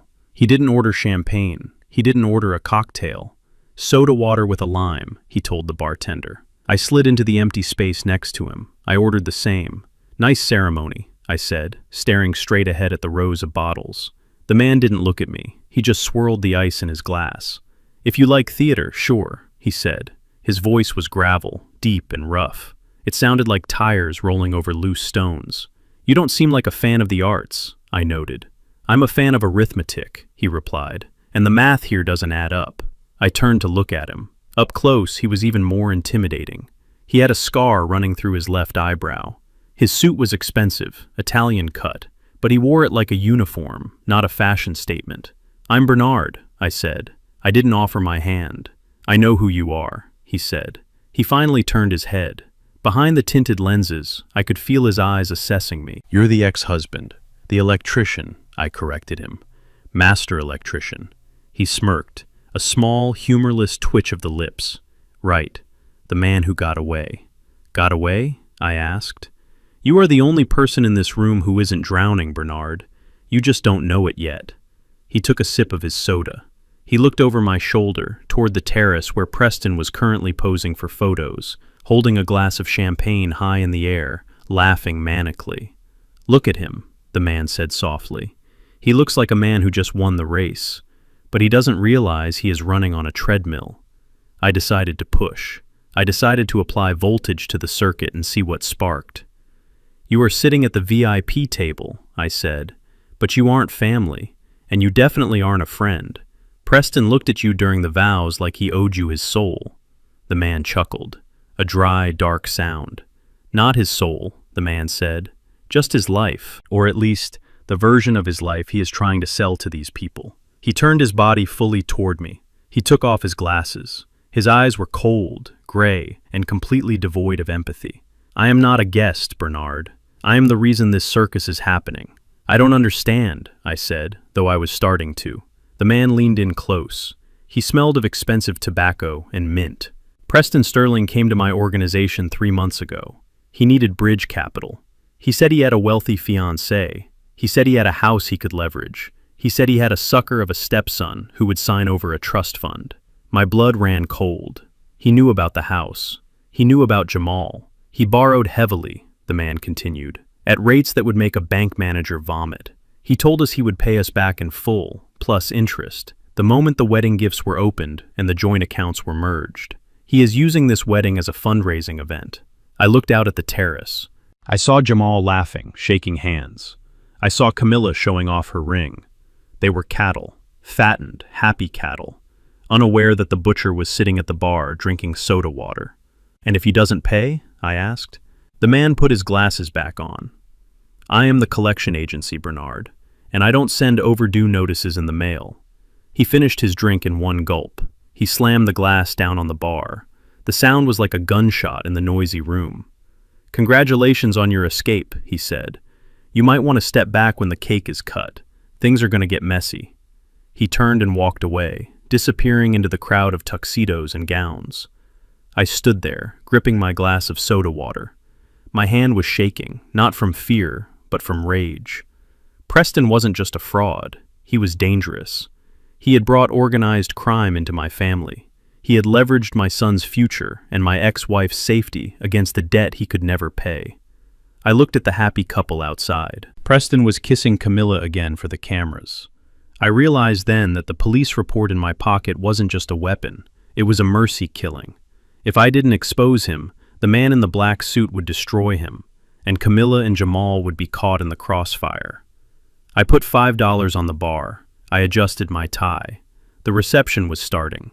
The speeches were next. Jamal was going to give a toast. Preston was going to brag. And I was going to sit at my table by the toilet and wait. Because the man in black was right. I had escaped. But I couldn't leave the building just yet. I had to watch it burn, if only to make sure the fire didn't spread to the innocent bystanders, if there were any left. I walked back to table 42. Great Aunt Martha looked up at me with crumbs on her chin. "Who was that handsome man you were talking to?" she asked. "Just a banker, Aunt Martha," I said, sitting down. "Just a banker." But I knew the truth. He was the repo man, and he was here to repossess a life. The dinner service had just concluded, and the waiters were clearing away plates that still held half-eaten filets mignon and lobster tails. It was a waste that made my stomach churn, not because I am cheap, but because I know the value of labor. I know how many hours a man has to stand on a concrete floor to pay for a meal like this. But here, in this ballroom of borrowed money and stolen dreams, waste was treated as a virtue. It was proof that they had so much, they didn't need to care. The lights in the ballroom dimmed, shifting from a warm amber to a dramatic focused spotlight that cut through the darkness and landed on the head table. The chatter died down. The clinking of silverware stopped. Jamal stood up. My son adjusted his tuxedo jacket. He looked handsome, I will give him that. He had my shoulders and his mother's smile. But as he took the microphone from the MC, I saw a stranger. His posture was arrogant, his chin lifted in a way that mimicked Preston exactly. He tapped the microphone twice, thump, thump, a sound that echoed through the massive speaker system. "Ladies and gentlemen, distinguished guests, and my new family," Jamal began. His voice was smooth, practiced. He had clearly rehearsed this in front of a mirror. He paused for effect, letting his gaze sweep over the VIP tables. He didn't look toward the back of the room. He didn't look toward the kitchen doors, where I sat next to the ice machine. "We are here to celebrate love," Jamal continued. "But for me, today isn't just about a wedding. It is about an awakening. It is about realizing that life doesn't have to be a struggle. It doesn't have to be a slow, painful climb up a ladder that leads nowhere." I took a sip of my lukewarm water. I knew where this was going. "Growing up," Jamal said, his voice dropping to a somber, almost tragic tone, "I was taught that money was scarce. I was taught that you had to hoard every penny. I was taught that dreaming big was dangerous because you might fall. My childhood was defined by the word no. No, we can't afford that trip. No, that car is too expensive. No, we don't take risks." A few guests nodded sympathetically. Poor boy, they were thinking. Growing up with a father who paid his bills on time and saved for college. How traumatic. "I was raised in the shadow of fear," Jamal said, gripping the microphone stand. "I was raised by a mindset that believed survival was the same thing as living. I love my biological father, wherever he is." He waved a vague hand toward the back of the room, not even bothering to point at me. It was a dismissal. It was a gesture you would use to shoo away a fly. But he is a man of the past. He is a man of the industrial age. He fixes things that are broken, but he never knew how to build something new. I felt a sharp pang in my chest, but I suppressed it. "I am an engineer." I analyzed his statement. "I fixes things." Yes. I fixed the electrical grid that was currently powering the microphone he was using to insult me. I fixed the safety systems that protected the hospital where he was born. He saw labor as a failure. I saw it as the foundation of civilization. But then, Jamal's face lit up. He turned to Preston. Then I met Preston Sterling. Applause broke out. Preston beamed, waving regally to the crowd. "Preston didn't just step into my mother's life," Jamal said, his voice rising with emotion. "He stepped into mine. He showed me that a man isn't defined by how much he saves, but by how much he generates. He taught me that the only limit is the one you put on yourself. In 6 months, Preston has taught me more about business, about courage, and about being a man than I learned in 35 years of mediocrity." Mediocrity. The word hung in the air. Camilla was sobbing now. She was dabbing her eyes with a silk napkin, looking at Jamal with overwhelming pride. She thought this was beautiful. She thought her son was finally expressing himself. She didn't see that he was reciting a suicide note for his own character. "Preston is the father I never had," Jamal declared. The room went silent for a heartbeat, and then erupted. People were standing up. They were cheering. It was a standing ovation for Betrayal. I sat perfectly still. I didn't slouch. I didn't look down. I watched my son destroy our history to please a stranger. "He is a visionary," Jamal shouted over the applause. "He is a titan, and I am honored, truly honored, to call him Dad." He picked up his champagne glass. It was crystal, sparkling under the spotlight. "So I want to propose a toast," Jamal said. The crowd quieted down, waiting for the climax. "To Preston and Camilla, to the union of beauty and power, and to the future. A future where we don't count pennies, we count millions. A future where we don't work for money, we make money work for us. To the Sterling legacy, to the Sterling legacy," the crowd roared back, 500 voices raised in unison. Jamal raised the glass high. He opened his mouth to say one last thing. Maybe he was going to say cheers. Maybe he was going to say, "I love you." We will never know. At that exact second, a loud, sharp pop echoed through the ballroom. It sounded like a gunshot, but I knew better. It was the sound of a main breaker tripping under load. A high-pitched screech of feedback tore through the speakers, causing everyone to cover their ears. And then, darkness. Total, absolute darkness. The spotlight died, the chandeliers died, the exit signs flickered and died. The hum of the air conditioning groaned and wound down to silence. The only light came from the few cell phones that were already out, casting eerie, pale blue shadows on confused faces. For a moment, there was silence, the kind of stunned silence that follows a car crash. Then, the murmurs started. What happened? Is it a storm? Did we blow a fuse? I sat in the dark, my hands still resting on my water glass. I didn't move. I didn't panic. I knew exactly what had happened. This wasn't a technical malfunction. The resort had backup generators. If this were a simple power outage from the grid, the emergency lights would have kicked on within 10 seconds. But 10 seconds passed, 20 seconds. The room remained pitch black. This was a manual disconnect. This was a service termination. I looked toward the front of the room. In the dim glow of a phone flashlight, I saw Preston. He was frozen. He wasn't looking at the ceiling. He wasn't looking for a manager. He was looking at the main entrance doors. Jamal was tapping the dead microphone, looking confused. Dad? Preston? What's going on? I took a slow sip of water. It tasted refreshing now. I felt a tap on my shoulder. It was Aunt Martha. Bernard? She whispered, her voice trembling. Is this part of the show? Is this a surprise? I patted her hand gently in the dark. Yes, Aunt Martha, I said softly. This is the surprise. The show is just beginning. I looked toward the back of the room, toward the service entrance. I could hear heavy boots on the parquet floor. Not the frantic footsteps of catering staff trying to fix a problem. These were the rhythmic, heavy steps of men who were coming to take control. Jamal had just toasted to a future where they didn't count pennies. He was about to learn that when you don't count pennies, someone else counts them for you. And when the count comes up short, they turn off the lights. The darkness wasn't an accident. It was an invoice, and it was past due. The darkness didn't last forever, but the silence did. When the backup generators finally kicked in, they didn't restore the warm, golden ambiance of the expensive chandeliers. Instead, harsh blue-white emergency floodlights snapped on, casting long, distorted shadows across the ballroom. The fairy tale atmosphere was gone, instantly. In its place was the stark, clinical lighting of a warehouse or an interrogation room. It exposed everything. It exposed the cheap foundation makeup on Tiffany's face, the sweat drenching Preston's shirt, and the fear in Camilla's eyes. The microphone system popped and hissed as it reconnected to the emergency circuit. A high-pitched squeal of feedback tore through the room, making 500 guests wince in unison. Preston was the first to move. He was a creature of instinct, and his instinct was to deny reality. He tapped the microphone, forcing a smile that looked more like a rictus of pain. "Ladies and gentlemen," he boomed, his voice echoing strangely in the acoustic deadness of the room. "A minor technical glitch. It seems my energy is just too powerful for the grid to handle. Let's give a round of applause for the staff working to fix this." A few people clapped politely, mostly out of confusion, but the applause died quickly because someone was walking onto the stage.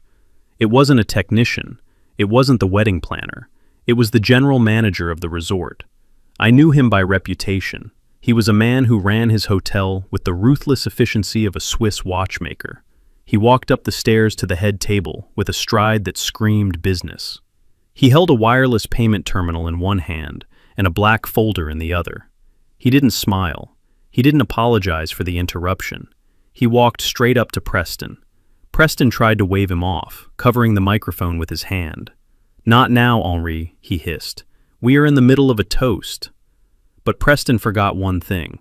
In his panic, he hadn't covered the top of the microphone, only the side, and the gain on the emergency system was cranked up to maximum. "Mr. Sterling," the manager said. His voice wasn't shouting, but it was amplified to a deafening volume that reached every corner of the hall, including my table by the kitchen. "We have a problem with the payment for the second installment." Preston laughed nervously, trying to turn his body to block the manager from the audience's view. "A problem? I am sure it is just a wire delay. My bankers in Zurich are probably on a lunch break. We will sort it out Monday." The manager didn't budge. He stepped closer, invading Preston's personal space. "Sir, we ran the 3 cards you provided on file. The American Express Black, the Visa Infinite, and the corporate MasterCard." Preston was sweating profusely now. Under the harsh emergency lights, he looked like he was melting. Yes, I know. High-volume transactions. They trigger security protocols." It happens when you live at my level. Mr. Sterling, the manager cut him off, his voice ice cold. The cards didn't trigger a security protocol. They triggered a fraud alert. 2 of them have been reported stolen from a Dr. Peter Stalinsky in Florida. The third one has been declined for insufficient funds. The balance available was $12. The room went so quiet you could hear the hum of the ventilation fans. 500 people stopped breathing. Forks hovered halfway to mouths. Stolen? Someone whispered at a nearby table. $12? Someone else muttered. I sat back in my chair, crossing my arms. There it was. The first brick had fallen. Gravity was taking over. Preston's face turned a color I had never seen on a human being before. It was a mix of gray and purple. He looked at the crowd, then at the manager, then at the microphone. He realized too late that everyone had heard every word. "This is ridiculous," Preston sputtered, trying to summon righteous indignation. "Do you know who I am? I will buy this hotel and fire you. This is a banking error, a glitch in the algorithm." The manager held up the payment terminal. It was glowing with a red light. "Sir, the contract states that 50% of the catering cost is due before the main course is served. That is $150,000. If we do not receive payment immediately, the kitchen will stop service. The staff will go home, and I will call the police regarding the stolen cards." $150,000. Preston looked around wildly. He looked at Jamal, who was staring at him with his mouth open, looking like a fish that had just been pulled onto a dock. He looked at his business partners at the VIP table, but they were all suddenly very interested in their phones or looking at the ceiling. The man in the black suit, the real creditor, was just watching, swirling his soda water, a predator enjoying the show. Preston did the only thing a coward can do. He pivoted. "Camilla, my love," he said, turning to my ex-wife. He put on his most charming smile, but it looked ghastly under the blue light. "Give Mr. Henry your card, the black one. You know how banks are with my international transfers. We will sort this out in the morning. Just cover the catering for now." He held out his hand, expecting her to save him, expecting her to be the safety net she had always been for him. Camilla sat frozen in her chair. Her tiara was slightly crooked. Her face was pale, stripped of all color. She looked at Preston's outstretched hand, then she looked at his face. "Preston?" she whispered. Her voice trembled, but the microphone picked it up perfectly. "What do you mean? Just give him the card, darling," Preston urged, his voice getting tighter. "We don't want the guests to wait for their lobster." Camilla stood up slowly. She looked like she was moving underwater. She clutched her sequined purse to her chest. I can't," she stammered. "What do you mean you can't?" Preston snapped, his patience fraying. "Just hand him the card."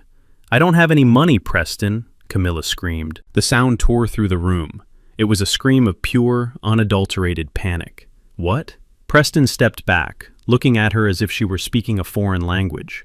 "I gave it to you," she cried, tears streaming down her face, ruining her makeup. "This morning, in the hotel suite. You said you needed liquid capital to close the lithium deal before the market opened. You said if I didn't give you everything, the deal would fall through." Preston froze. He looked at the audience. He looked at the camera crew, who were zooming in on his face.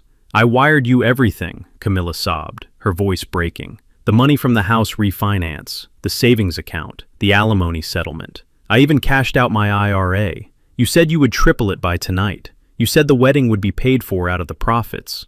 The silence in the room was heavy, suffocating. It was the sound of a truth so large it displaced all the air. Camilla turned to the manager, her hands shaking as she pointed at Preston. "He has the money. He has $600,000 of my money. Ask him." The manager turned his gaze to Preston. It wasn't a polite gaze anymore. It was the gaze of a man who realized he was dealing with a criminal. "Mr. Sterling," the manager asked, "is this true? Can you provide an alternative method of payment using these funds?" Preston opened his mouth, but no sound came out. He looked at his phone. He tapped the screen frantically, as if looking for an escape hatch, a magic button that would make the money appear. It is in escrow," Preston mumbled, his voice barely audible now. "It is locked in the blockchain. It takes time to liquefy." "Liar," the word came from the front row. It wasn't Camilla, it was Jamal. My son stood up. He knocked his chair over. He looked at Preston with a mixture of horror and betrayal that was painful to watch. You told me the liquidity pool was instant, Jamal shouted. You made me sign over the trust fund an hour ago because you said you needed to bundle it. You said you had the cash on hand. I took a sip of my water. The glass felt cool against my fingers. So, he had tried to take the trust fund too. I felt a grim satisfaction, knowing that the document Jamal had handed him was worthless. The money was safe, locked behind the clause I had added. Preston had stolen a piece of paper, nothing more. But he had taken everything else. Preston looked at Jamal. Then he looked at Camilla. Then he looked at the exit signs. Now, everyone, please, let's calm down, Preston said, raising his hands in a surrender gesture. There is a simple explanation. The volatility of the crypto market caused a temporary freeze. The money is there. It is just inaccessible for 24 hours. Inaccessible? Camilla shrieked. She lunged at him, grabbing the lapels of his white tuxedo. You told me you bought this resort. You told me you owned the building. Now they are asking you for a credit card? I was in negotiations to buy it, Preston lied, trying to peel her fingers off his jacket. It is a complex acquisition. Sir, the manager interrupted, stepping between them. He signaled to two large security guards standing by the door. I am going to have to ask you to step into my office, and we are going to call the local authorities to sort out these stolen credit cards. No, Preston yelled, shoving Camilla backward. She stumbled and fell into her chair, burying her face in her hands. I am not going anywhere, Preston shouted, his voice cracking. This is a conspiracy. You are all jealous of my success. He looked around the room, his eyes wild. He was looking for an ally. He looked at the VIP table. Help me, he screamed at the man in the black suit. Tell them about our partnership. Tell them the capital is coming. The man in the black suit didn't stand up. He didn't speak. He simply picked up his napkin, dabbed his mouth, and slowly shook his head.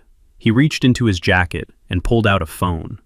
He wasn't calling a banker. He was calling his team to cut his losses. Preston turned to the crowd. Jamal, fix this. Use your card. We will pay you back triple tomorrow. Jamal stood there, his pockets turned inside out, empty. I gave you my card yesterday, Preston, Jamal whispered. You said you needed to upgrade the honeymoon suite. The house of cards didn't just fall, it disintegrated. I sat there in the back, watching the wreckage. The lobster was never coming. The cake would never be cut. The orchestra had stopped playing. I looked at Tiffany. She was frantically deleting posts from her Instagram. She was erasing the evidence of her bragging, trying to scrub her association with the disaster unfolding in front of her. I stood up. The show was over. The payoff had arrived, and it was brutal. But there was one more act to play. The police were coming, but before they arrived, the truth needed one final witness. I walked toward the front of the room. The crowd parted for me. I wasn't the invisible man anymore. In a room full of bankrupt fools, the man with a bus pass and a clear conscience is the king. Preston saw me coming. His eyes locked onto mine. For the first time, he didn't look at me with arrogance. He looked at me with recognition. He knew that I knew. Bernard, he gasped, sweating. Bernard, tell them. Tell them I am good for it. You know business. You know how these things work. I stopped in front of the head table. I looked at Camilla, sobbing in her ruined dress. I looked at Jamal, broken and empty. And I looked at Preston, the architect of their destruction. I reached into my pocket. I didn't pull out a checkbook. I pulled out the police report. I placed it gently on the table, right next to the microphone. I don't know business, Preston, I said, my voice calm and steady, picked up by the hot mic for everyone to hear. I am just a simple electrician. But I know that when the lights go out, it is usually because someone didn't pay the bill. I turned to the manager. Officer, I said, pointing to the document, I think this might help you with your paperwork. His name isn't Preston Sterling, and he has a warrant in Florida that is about to expire.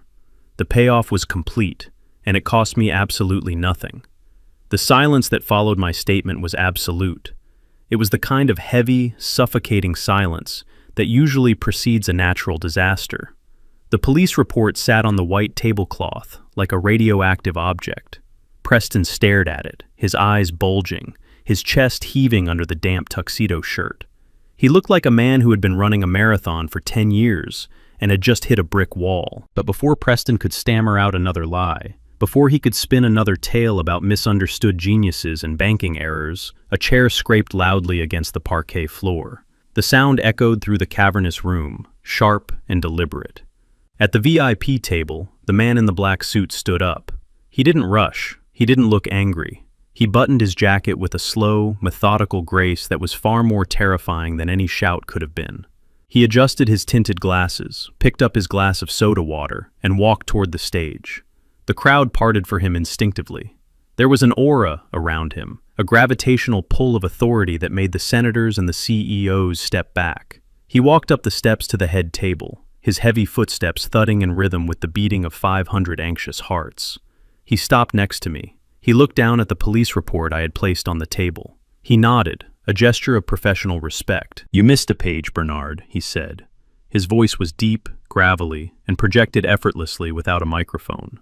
But the report is accurate as far as it goes. He reached into his own inner pocket and pulled out a thick envelope. He tossed it onto the table next to my document. It landed with a heavy slap. Preston, or should I say Pete, flinched as if he had been physically struck. "Who is this?" Camilla cried out. Her voice was shrill, bordering on hysteria. She looked from me to the stranger, her eyes wide with confusion. "Is he a business partner? Is he the banker? Preston, tell them who he is." Preston couldn't speak. He was hyperventilating. He was shaking his head frantically at the stranger, pleading with his eyes. A silent beg for mercy. "Please don't. Please stop." The stranger ignored him. He turned to Camilla. He took off his glasses, revealing those cold, gray eyes that had dissected me at the bar earlier. "I am not a banker, ma'am," he said. "My name is Detective Miller. I am a private investigator licensed in the state of Florida, and I am currently on the payroll of Mrs. Sarah Stalinsky." Camilla blinked, tears dripping off her chin. Who? Who is Sarah Stalinsky?" The stranger smiled, but it wasn't a happy smile. It was the smile of a hunter who has finally cornered the prey. "She is the woman who has been married to this man for 15 years, he said, pointing a finger at Preston. "She is the mother of his 3 children in Tallahassee, and she is the woman whose life savings he stole 6 months ago, before he disappeared to come here and find a new mark." A collective gasp tore through the room. It was a physical sound, like all the oxygen being sucked out of the ballroom at once. "Married?" someone whispered.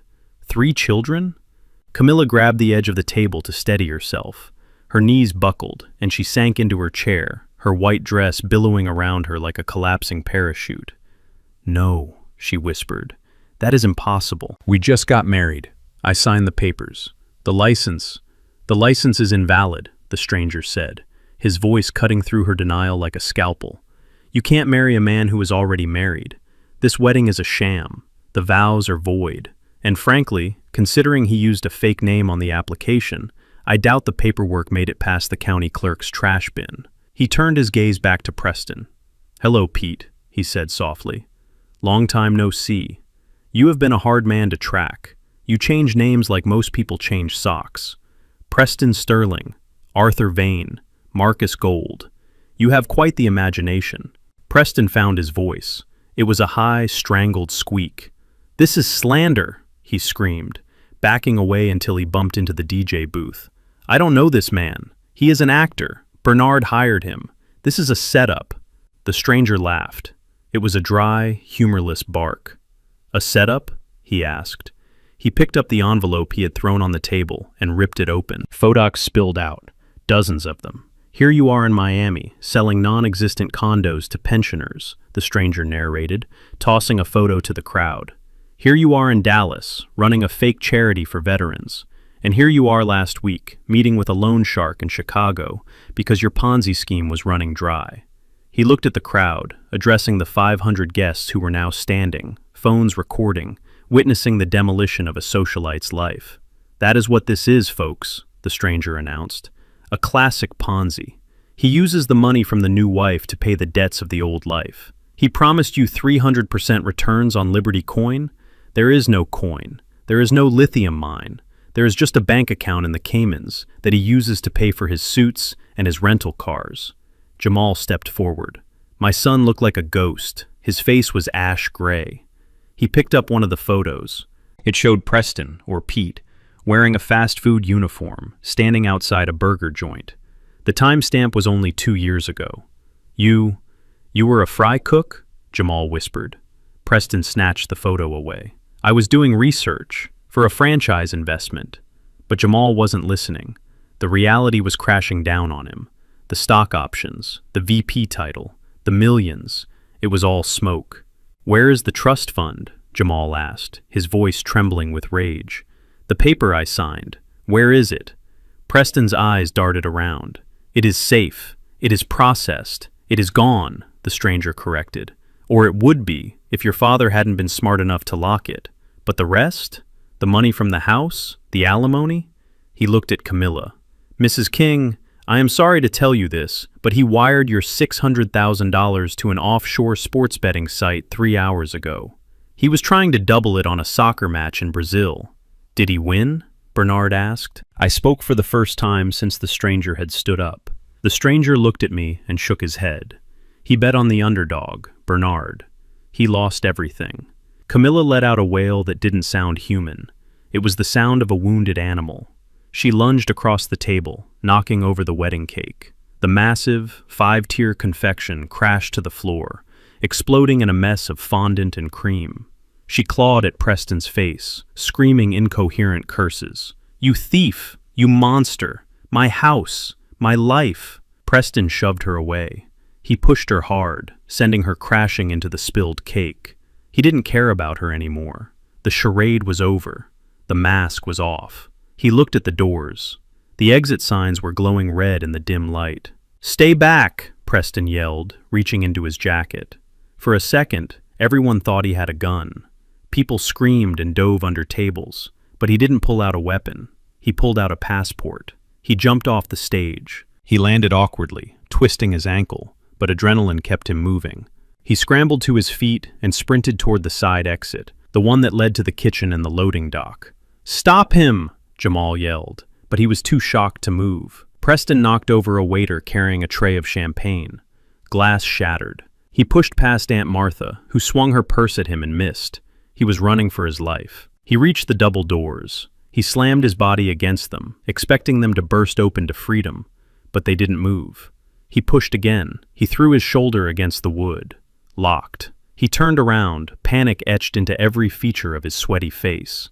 He ran toward the main entrance, but as he reached the center of the room, the main doors swung open. They didn't open for him. They opened for the 4 uniformed police officers who marched in, followed by the 2 large security guards I had seen earlier.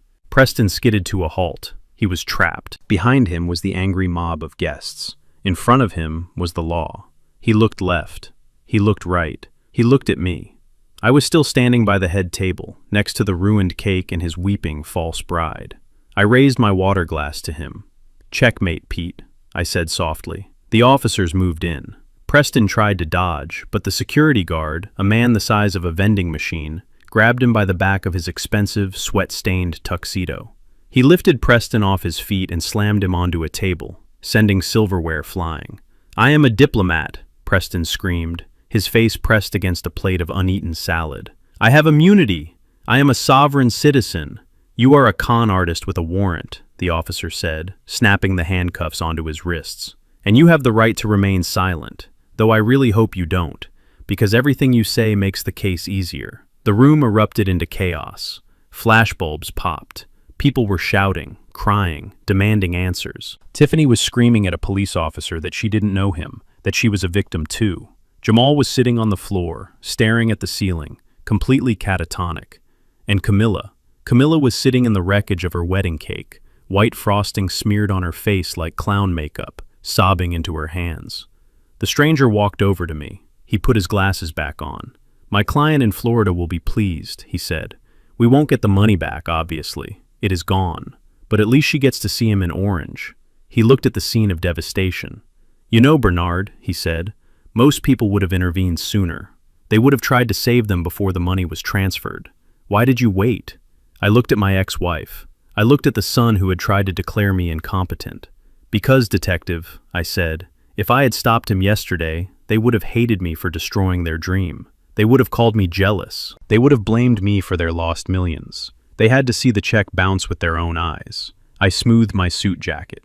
Sometimes, the only way to fix a faulty circuit is to let it burn out completely. Then you can rewire it from scratch. The police dragged Preston out. He was weeping now, begging Camilla to call his lawyer, begging Jamal to post bail. But no one moved. No one spoke. The wedding was over. The marriage was a lie. The fortune was a myth. And I, the failure, the man of the past, was the only one standing tall in the ruins. The arrival of the police was not like in the movies. There were no sirens wailing in the distance, giving the criminal time to find a back exit or formulate a plan. It was sudden, overwhelming, and absolute. One moment, the ballroom was a chaotic sea of confused guests and a fleeing groom. The next, it was a tactical operation. 4 uniformed officers and 2 plainclothes detectives moved through the main doors with the kind of kinetic energy that sucks the air out of a room. They didn't run, but they moved with a heavy, synchronized purpose that made the floorboards vibrate. I stood by the head table, my hand resting near the ruined wedding cake, watching the demolition crew arrive. In my line of work, when a building is structurally unsound, you call in the experts to bring it down safely. These officers were the demolition experts, and Preston Sterling was the condemned building. Preston saw them coming.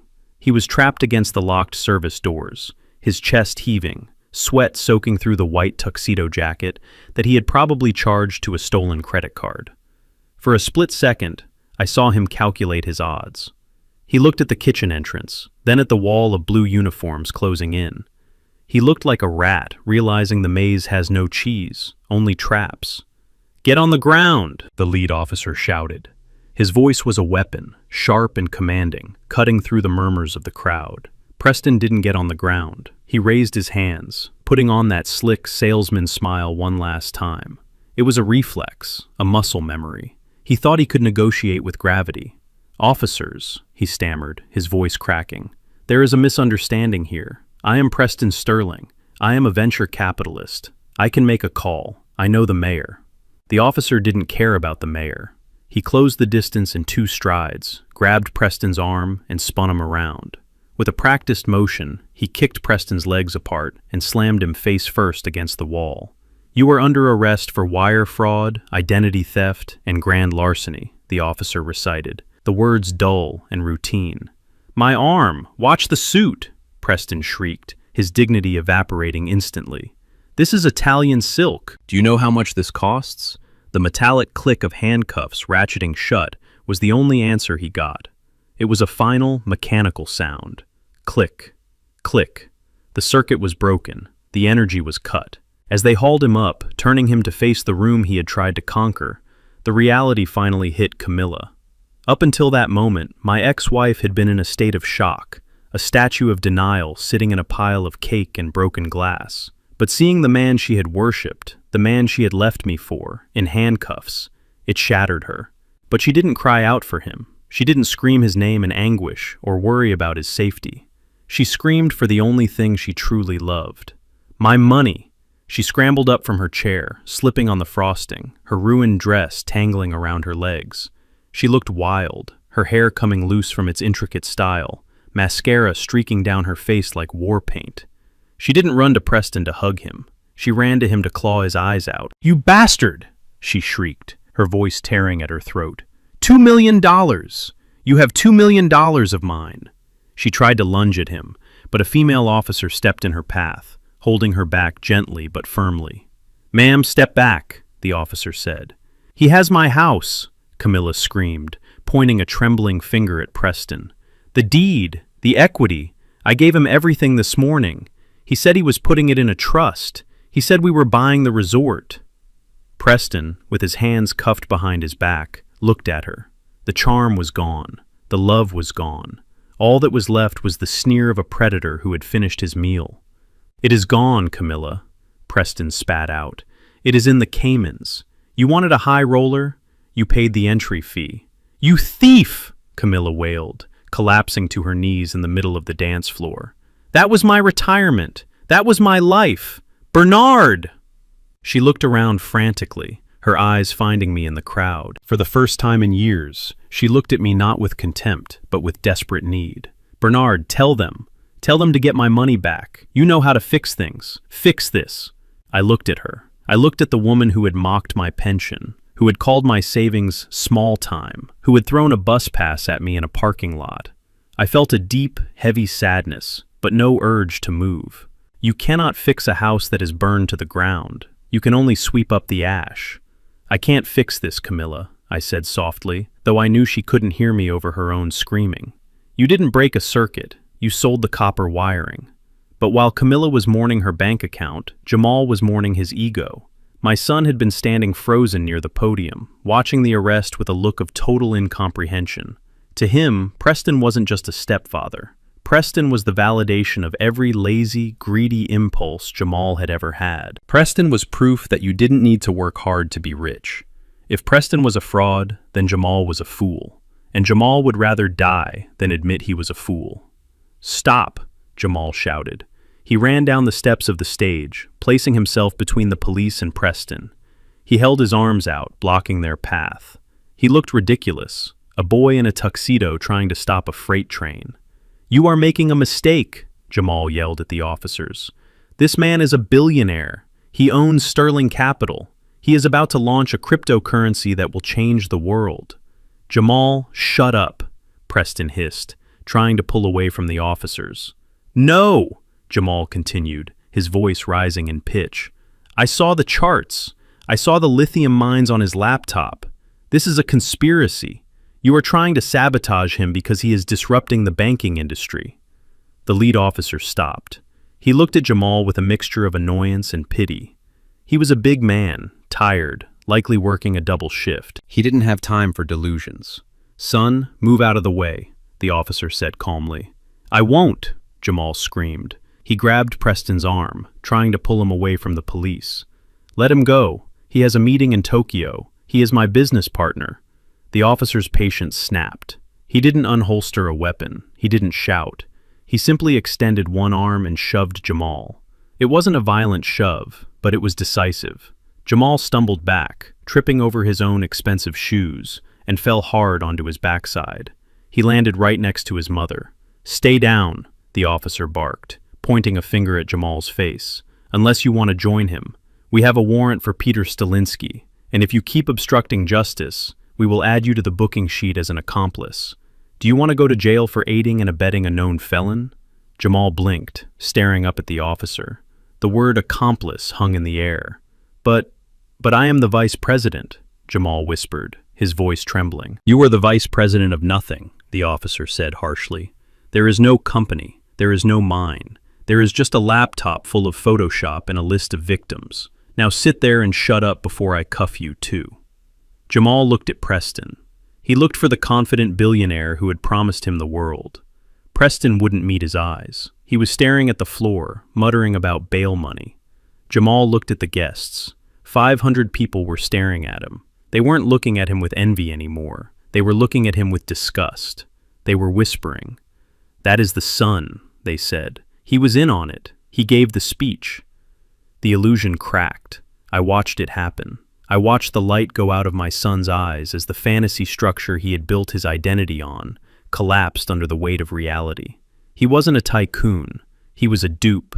He was a 35-year-old man sitting on the floor of a ballroom, defending a man who had stolen his mother's future. The police began to march Preston toward the exit. The crowd parted, holding up their phones, recording every second of the walk of shame. Flashbulbs popped like strobes. Preston tried to keep his head up, but the weight of the handcuffs dragged his shoulders down. As he passed me, he stopped for a fraction of a second. "Bernard," he whispered. "The water bet. It was a sure thing. Keep walking, pal," the officer said, shoving him forward. I watched them go. I watched the flashing blue lights of the cruisers outside reflect against the glass doors. In the center of the room, my family remained. Camilla was rocking back and forth, clutching a piece of the tablecloth, muttering numbers. 2 million. 2 million. Jamal was staring at his hands, as if he had blood on them. Tiffany, who had been hiding near the chocolate fountain, finally stepped forward. She looked at Jamal on the floor. She didn't offer him a hand. She didn't ask if he was okay. She took off her ring, the ring Jamal had bought on credit, and dropped it into his lap. "You idiot," she hissed. "You told me he was real. You told me I was going to be rich." She turned and walked away, her heels clicking on the parquet floor. leaving my son alone in the wreckage of his own making. I stood there for a moment longer. The air conditioner hummed back to life, blowing cold air over the sweating, shocked crowd. The smell of stale perfume and fear was overwhelming. I adjusted my cuffs. I checked my pocket to make sure my passport and my plane ticket were safe. I walked over to the table where Jamal sat. I stood over him. I cast a shadow over him, just as he had lived in my shadow for so years, resentful and blind. He looked up at me. His eyes were red, wet, and empty. "Dad," he whispered. I didn't know. I looked down at him. I didn't feel anger. I didn't feel triumph. I felt the cold, hard clarity of a balance sheet that has finally been reconciled. "You didn't want to know, Jamal," I said. "That is the difference." I turned my back on them. There was nothing left to fix here. The power was out, the wiring was fried, and the structure was condemned. It was time for me to go back to Lisbon, where the lights were steady and the people were real. There is a specific kind of sleep that only comes to a man who has balanced his books. It is deep. It is dreamless. It is the sleep of a mechanic who knows every bolt is tightened and every wire is insulated. For the first time in months, I wasn't sleeping in a house that felt like a museum of my failures. I was sleeping in a hotel bed with crisp linens, paid for with money that was entirely my own, in a city where the truth had finally been spoken. The digital clock on the nightstand read 2:14 in the morning when the phone rang. It wasn't a soft chime. In the dead silence of the luxury suite, it sounded like a fire alarm. I didn't jump. I didn't panic. I rolled over slowly, my joints cracking slightly in the cool air conditioning. I reached out a hand that has calluses from 40 years of pulling cable and fumbled for the device. The screen was bright, blindingly so in the darkness. The name flashing on the display was one I had considered blocking a dozen times. Camilla. I stared at it. The phone vibrated against the wood of the nightstand, a persistent, angry buzz. Part of me, the part that was still the young man who met her at a church picnic in 1970, wanted to ignore it. I wanted to turn it over and go back to that peaceful, paid-for sleep. But the engineer in me is trained to investigate alarms. You don't ignore a warning light just because you don't like what it's telling you. I swiped the green button. I didn't say hello. I just brought the phone to my ear and waited. For the first 10 seconds, there were no words, just sound. The sound of wind whipping against a microphone, the sound of distant sirens, and the sound of breathing so jagged and wet it sounded like a lung puncture. Bernard? Her voice was a ghost of the voice that had screamed at me in the restaurant. It was small. It was broken. It was the voice of a child who has dropped an ice cream cone in the dirt. "Bernard, are you there? Please, God, tell me you are there." I sat up, swinging my legs over the side of the bed. I placed my feet on the carpet. I reached for the bottle of water on the nightstand. "I am here, Camilla," I said. My voice was gravel, rough from sleep, but steady. "Oh, thank God. Thank God. Bernard, you have to help me. You have to come get me." I took a sip of water. "Where are you?" I am on the curb, outside the resort. They kicked us out, Bernard. They physically kicked us out. After the police took Preston away, the manager told us we had 30 minutes to vacate the premises. 30 minutes! I couldn't even pack everything. I left my shoes. I left my makeup bag. She paused to sob, a loud, ugly sound that distorted the connection. And then they put a seal on the door. A red sticker, Bernard. They said the room was a crime scene because Preston had stored documents there. I have nowhere to go. I tried to use my card for a taxi, but it was declined. They froze everything. The bank froze everything because of the investigation. I listened. I looked out the window at the Chicago skyline. The lights were still twinkling, indifferent to the tragedy of Mrs. Camilla King Sterling. "And Jamal?" I asked. He is sitting on his suitcase. He won't speak. Bernard, it is bad. It is so bad. The police said Jamal is a person of interest. Because he signed those loan documents as a guarantor. Because he was listed as an officer of the company. They took his passport, Bernard. They took his passport right there in the lobby. She began to cry harder now, the panic rising in her throat. "They are going to arrest our son, Bernard. They said he is liable for the catering bill. They said he is liable for the yacht. He doesn't have that kind of money. He is going to prison. You can't let that happen. He is your blood. He is your only son." I closed my eyes. I remembered Jamal standing on the stage, calling Preston his real father. I remembered Jamal trying to bully me into signing over the trust fund. I remembered Jamal telling me I was mediocre. "He is an adult, Camilla," I said. "He wanted to be a businessman. This is business." "No, don't be cruel. Not now. This isn't the time for a lesson." She took a ragged breath. I could hear the wind howling on her end. It must have been 40 degrees out there. She was probably still wearing that ridiculous, ruined wedding dress. "Bernard, listen to me.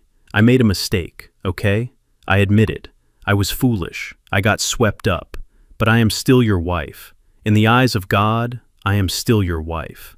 That ceremony, it was fake. The man was a fraud. That means we are still us. We are still Bernard and Camilla."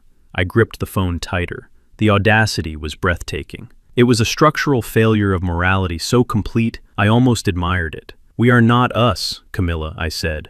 "We haven't been us for a long time. But we have history. 40 years, Bernard. You can't just throw that away because of one bad year. I know you. I know your heart. You are a protector. You fix things. That is what you do. You fix things when they break. I am broken, Bernard. Your family is broken. Please. I know you have the money now. I heard what you said in the ballroom. $8 million.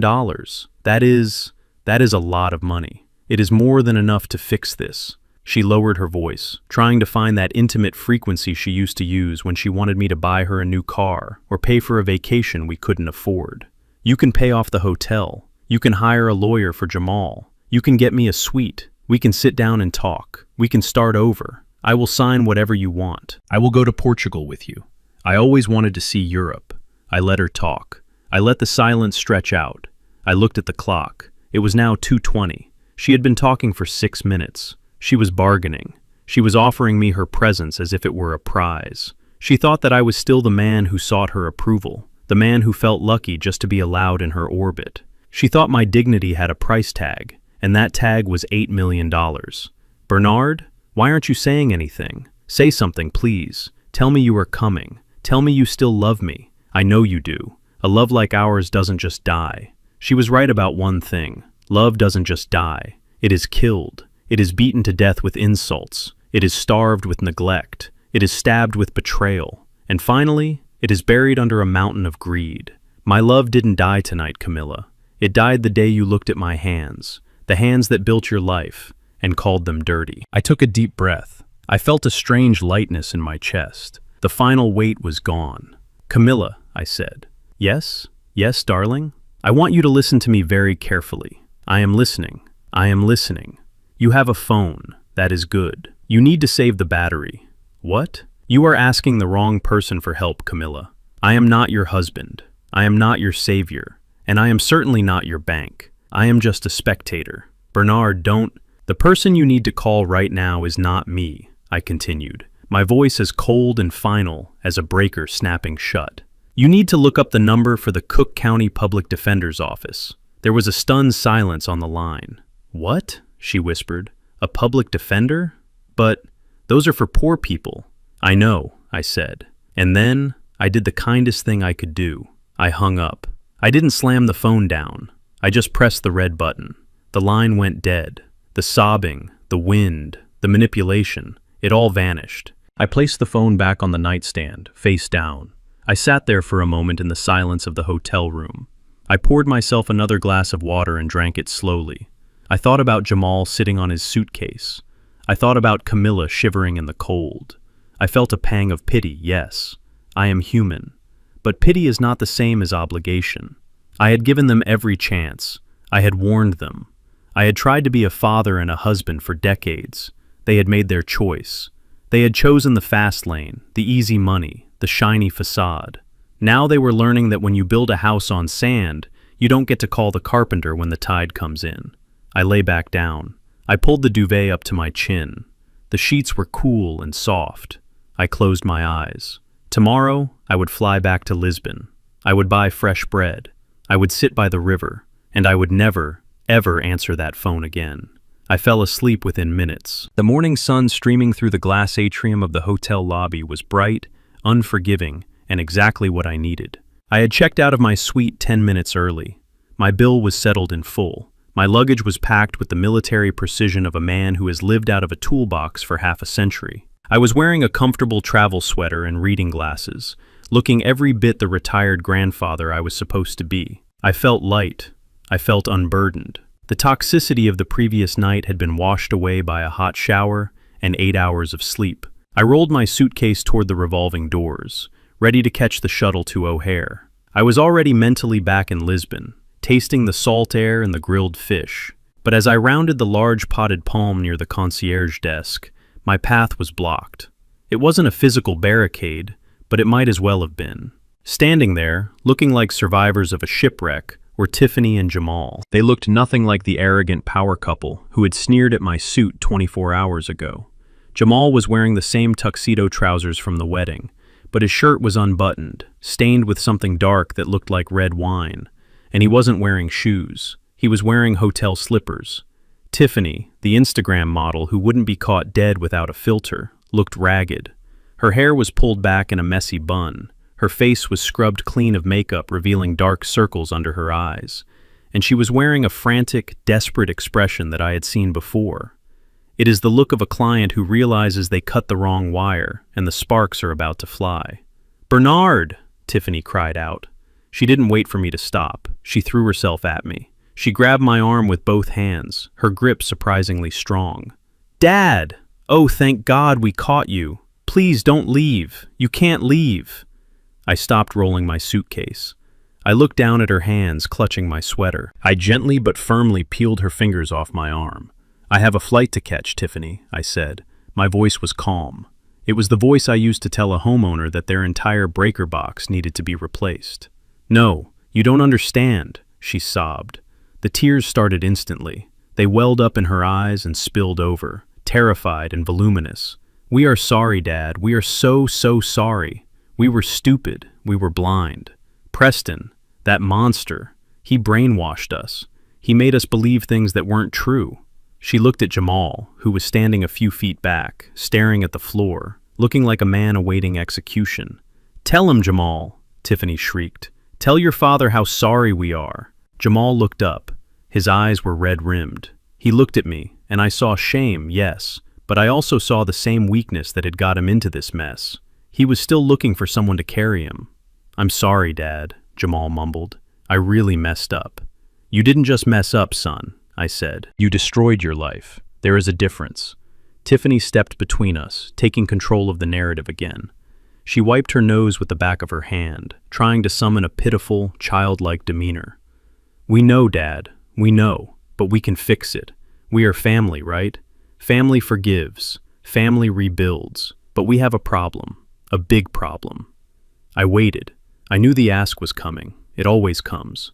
"They kicked us out of the hotel," Tiffany said, her voice dropping to a whisper. "And the police, they seized the apartment. They said it was bought with proceeds from fraud. We have nowhere to go, Dad. Literally nowhere. Camilla is at a shelter downtown. We slept in the lobby on a couch until security woke us up." I looked at my watch. "I have 30 minutes before the shuttle. What is your point?" Tiffany took a deep breath. She placed a hand on her stomach. It was a theatrical gesture, one I had seen in bad movies. "I wasn't going to tell you like this," she said, looking up at me through her lashes. "But I'm pregnant." I didn't blink. I didn't gasp. I looked at her stomach, which was as flat as a board. "Pregnant?" I repeated. "Yes," she nodded vigorously. 6 weeks. We found out just before the wedding. That is why we were so desperate, Dad. That is why Jamal believed Preston. We were trying to build a future for your grandchild, for the next generation of kings." She grabbed my hand again, trying to press it against her belly. "You are going to be a grandfather, Bernard, a grandpa. Don't you want your grandchild to have a home? Don't you want him to grow up in the house his grandfather built?" I pulled my hand away. The manipulation was so clumsy it was almost insulting. "So here is what we need," Tiffany rushed on, thinking she had hooked me. "We need you to buy back the house. The bank is going to auction it off. If you step in now, with your cash, with the money you made from the patent, you can save it. We can all live there. You, me, Jamal, the baby. We can be a real family again. You can have your room back. The basement workroom is still there." She smiled, a wavering, hopeful smile. Please, Dad. Do it for the baby. I looked at Jamal. He was nodding, clinging to this life raft his wife had just inflated. Yeah, Dad, Jamal said. For the baby. I took a step back. I looked at the two of them. I looked at the marble floor. I looked at the chandelier above us. I shifted into engineer mode. I stripped away the emotion, the tears, the word grandfather, and I looked at the raw data. Tiffany, I started, you say you are pregnant. Yes. And you say you are 6 weeks along. Yes. Interesting, I said, because at the rehearsal dinner 2 nights ago, I watched you drink 4 glasses of champagne, and on the yacht, you were doing shots of tequila with the bridesmaids. Now, either you are the most irresponsible mother in history, or you are lying to an old man to get access to his wallet. Tiffany's face went pale. Her mouth opened and closed, but no sound came out.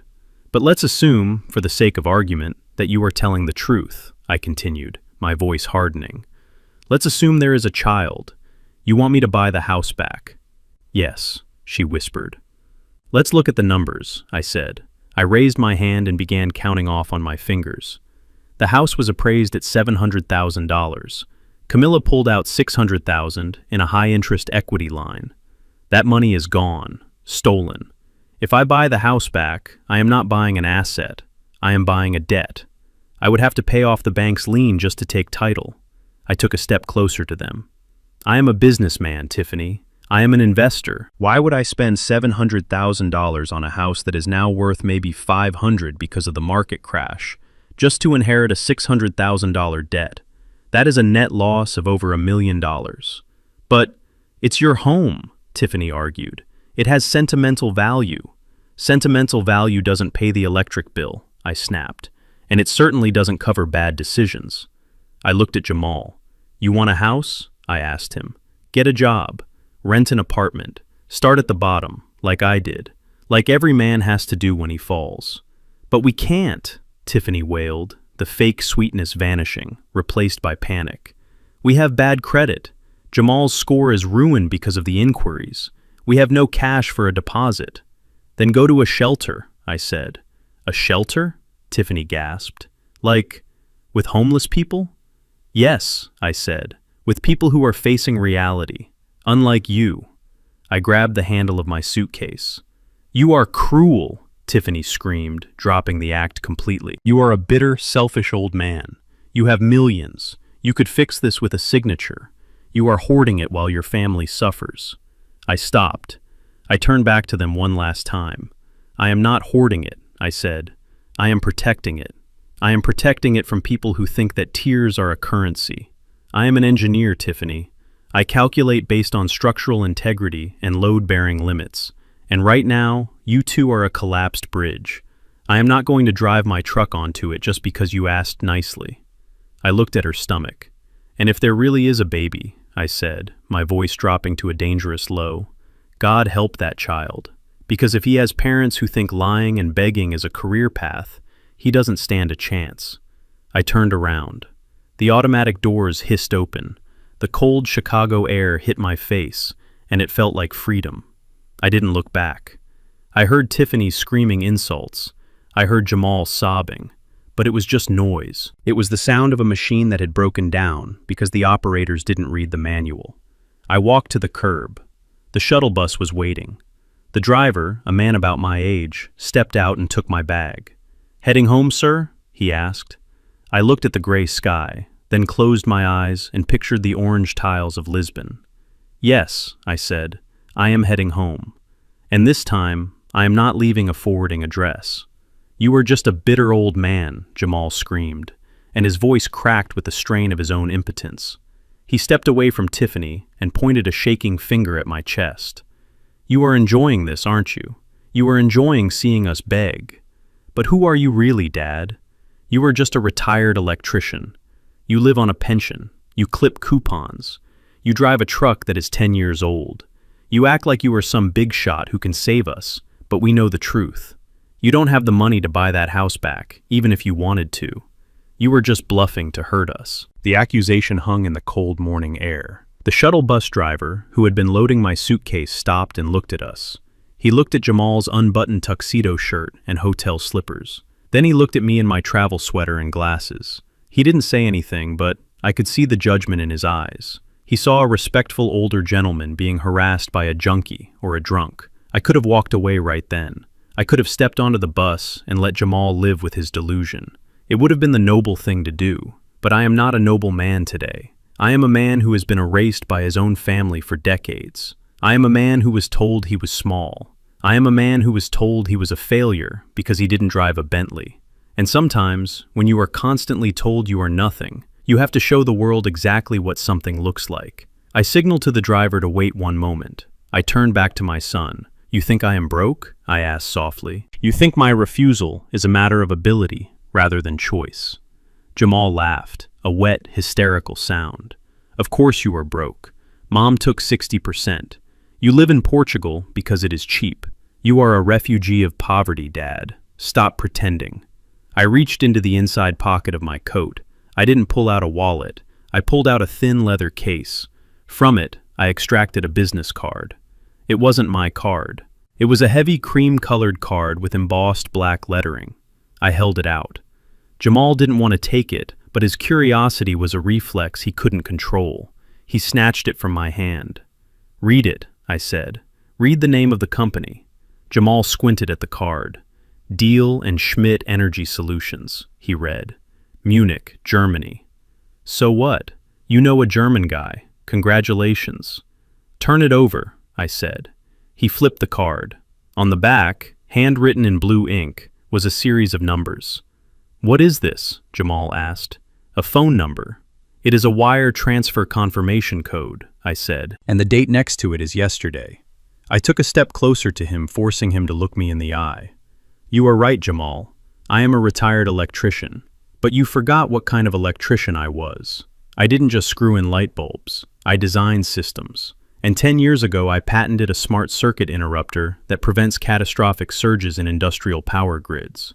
For a long time, nobody wanted it. It was too advanced, too expensive. I paused, letting the words sink in. But the world caught up. Green energy grids need smart protection. Deal and Schmidt have been courting me for 6 months. We have been negotiating the terms while I sat on my terrace in Lisbon. And yesterday, while you were giving a toast to a con artist and your mother was marrying a felon, I was on a video call with their board of directors. Tiffany had stopped crying. She was staring at me, her mouth slightly open. The gears in her head were turning, shifting from manipulation to calculation. "What does that mean?" she whispered. "It means I sold the patent rights," I said. "I sold the exclusivity for the North American and European markets." "For how much?" Jamal asked. His voice was barely a whisper. He looked at the card again, as if the numbers would appear there. I looked at the shuttle bus. The engine was idling, a deep rumble that felt like power. "The final closing price was $8 million, I said. The silence that followed was different from the silence in the ballroom. The ballroom silence was shock. This silence was death. It was the sound of a universe collapsing. "8?" Jamal repeated. "Million. Cash," I clarified. "Up front. No stock options, no crypto coins, no future promises. $8 million deposited into my account in Zurich yesterday afternoon. And here is the best part," I continued, allowing a small, cold smile to touch my lips. "The divorce was finalized 6 months ago. The asset division is closed. Your mother's lawyers were very thorough. They took the house. They took the cash on hand. But they didn't think to ask about intellectual property that hadn't been monetized yet." I leaned in close to Jamal. "It is all mine, son. Every single cent. It is post-divorce income.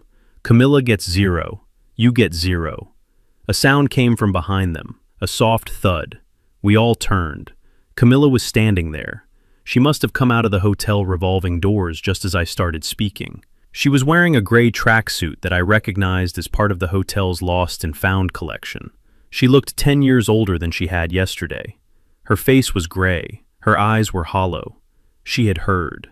She had heard the number. 8 million, she whispered. She looked at me. She looked at the man she had thrown away. She looked at the man she had traded for a lie. "Bernard," she said. Her voice was a mixture of prayer and horror. 8 million. And then her eyes rolled back in her head. She didn't crumble gracefully like in the movies. She dropped like a stone. She hit the hard marble floor of the hotel entryway with a sickening slap. Mom Jamal screamed. He and Tiffany rushed to her. They knelt beside her, patting her cheeks, trying to wake her up. "Mom, wake up!" Tiffany yelled. Then she looked up at me.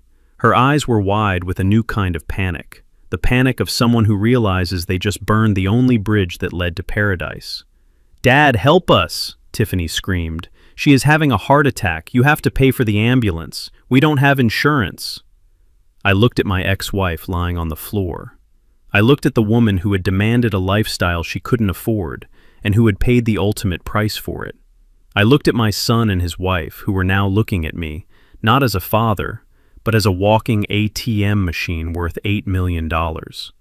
I didn't feel triumph. I didn't feel joy. I just felt a profound sense of validation. The math had finally worked out. The ledger was balanced. I turned to the bus driver. "I am ready to go now," I said. "But sir," the driver said, pointing to the scene on the floor. "Don't you want to?" I put my hand on his shoulder. "That is not my family," I said. "That is a cautionary tale." I stepped onto the bus. The doors hissed shut, sealing me inside the warm, quiet cabin. I walked to a seat by the window. As the bus pulled away from the curb, I looked down one last time. I saw hotel security running out to help Camilla.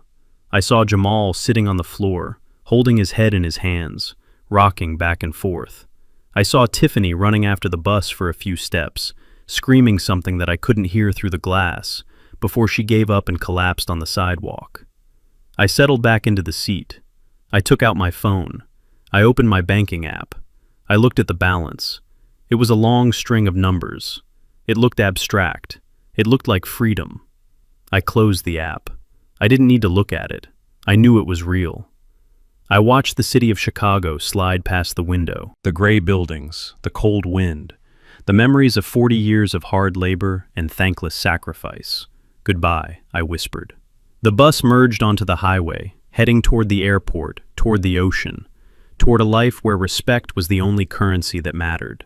I was 74 years old. I was alone. And for the first time in my life, I was completely and utterly free. I sat in the window seat of the shuttle bus, but the engine didn't rev. The driver hesitated, his foot hovering over the brake, because a frantic pounding had started on the glass door. It was a desperate, rhythmic thudding that sounded like a bird flying into a window pane, over and over again, unable to understand the nature of the barrier. I looked down. It was Jamal. He had pulled himself away from his unconscious mother. He had stepped over his hysterical wife. He was running alongside the bus, his hands slapping the metal, his face pressed against the glass. His tuxedo shirt was torn. He had lost one of his hotel slippers, so he was hopping on one foot and one sock on the cold, dirty pavement of the airport terminal. "Open the door," he screamed. "Dad, please, open the door." The driver looked back at me in the rearview mirror. His eyes asked a silent question. Do we go, or do we wait? I could have nodded. I could have told him to drive. It would have been the easy way out. But I am a man who finishes the job. You don't leave a live wire exposed, even if you are walking away from the building. You cap it off. You make it safe. "Open it," I said to the driver. "Just for a minute." The air brakes hissed. The door folded open with a mechanical groan. Jamal didn't rush in. He collapsed onto the first step. He didn't have the strength to stand anymore. He crawled up the stairs on his hands and knees, dragging himself toward me like a pilgrim reaching a shrine. He smelled of sweat, stale champagne, and fear. He grabbed my hand. His palms were clammy. "Dad," he wept, his head bowing until his forehead touched my knee. "I am sorry. I am so sorry. I was wrong. I was stupid." I looked down at the top of his head. I saw the thinning hair that he tried to hide with expensive cuts. I saw the trembling of his shoulders. "I know you were sorry, Jamal," I said quietly. "I know you were hurting."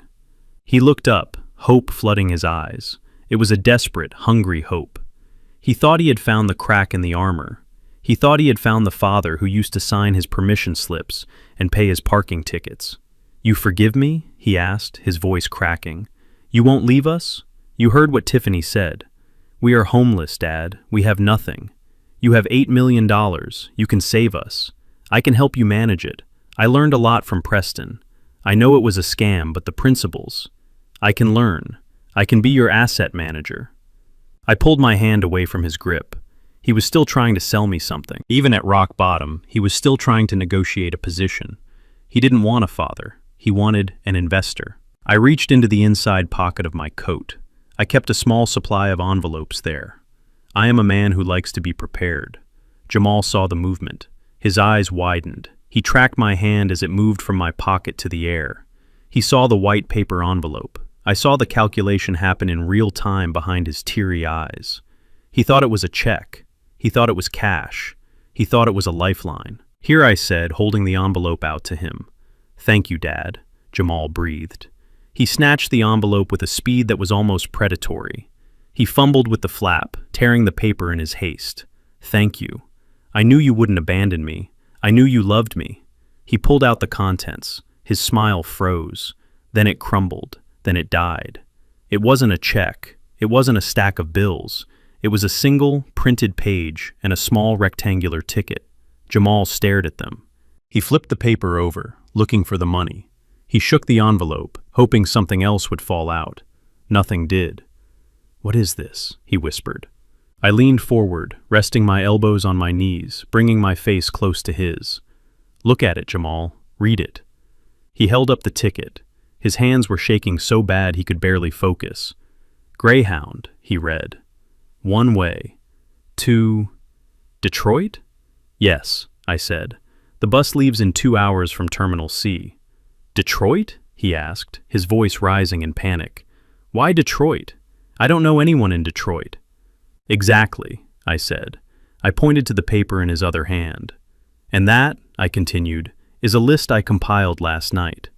It is a list of temp agencies in the Detroit metro area that specialize in unskilled labor. Warehouses, construction cleanup, assembly lines. They don't ask for a resume. They don't care who your father is. They don't care about your credit score.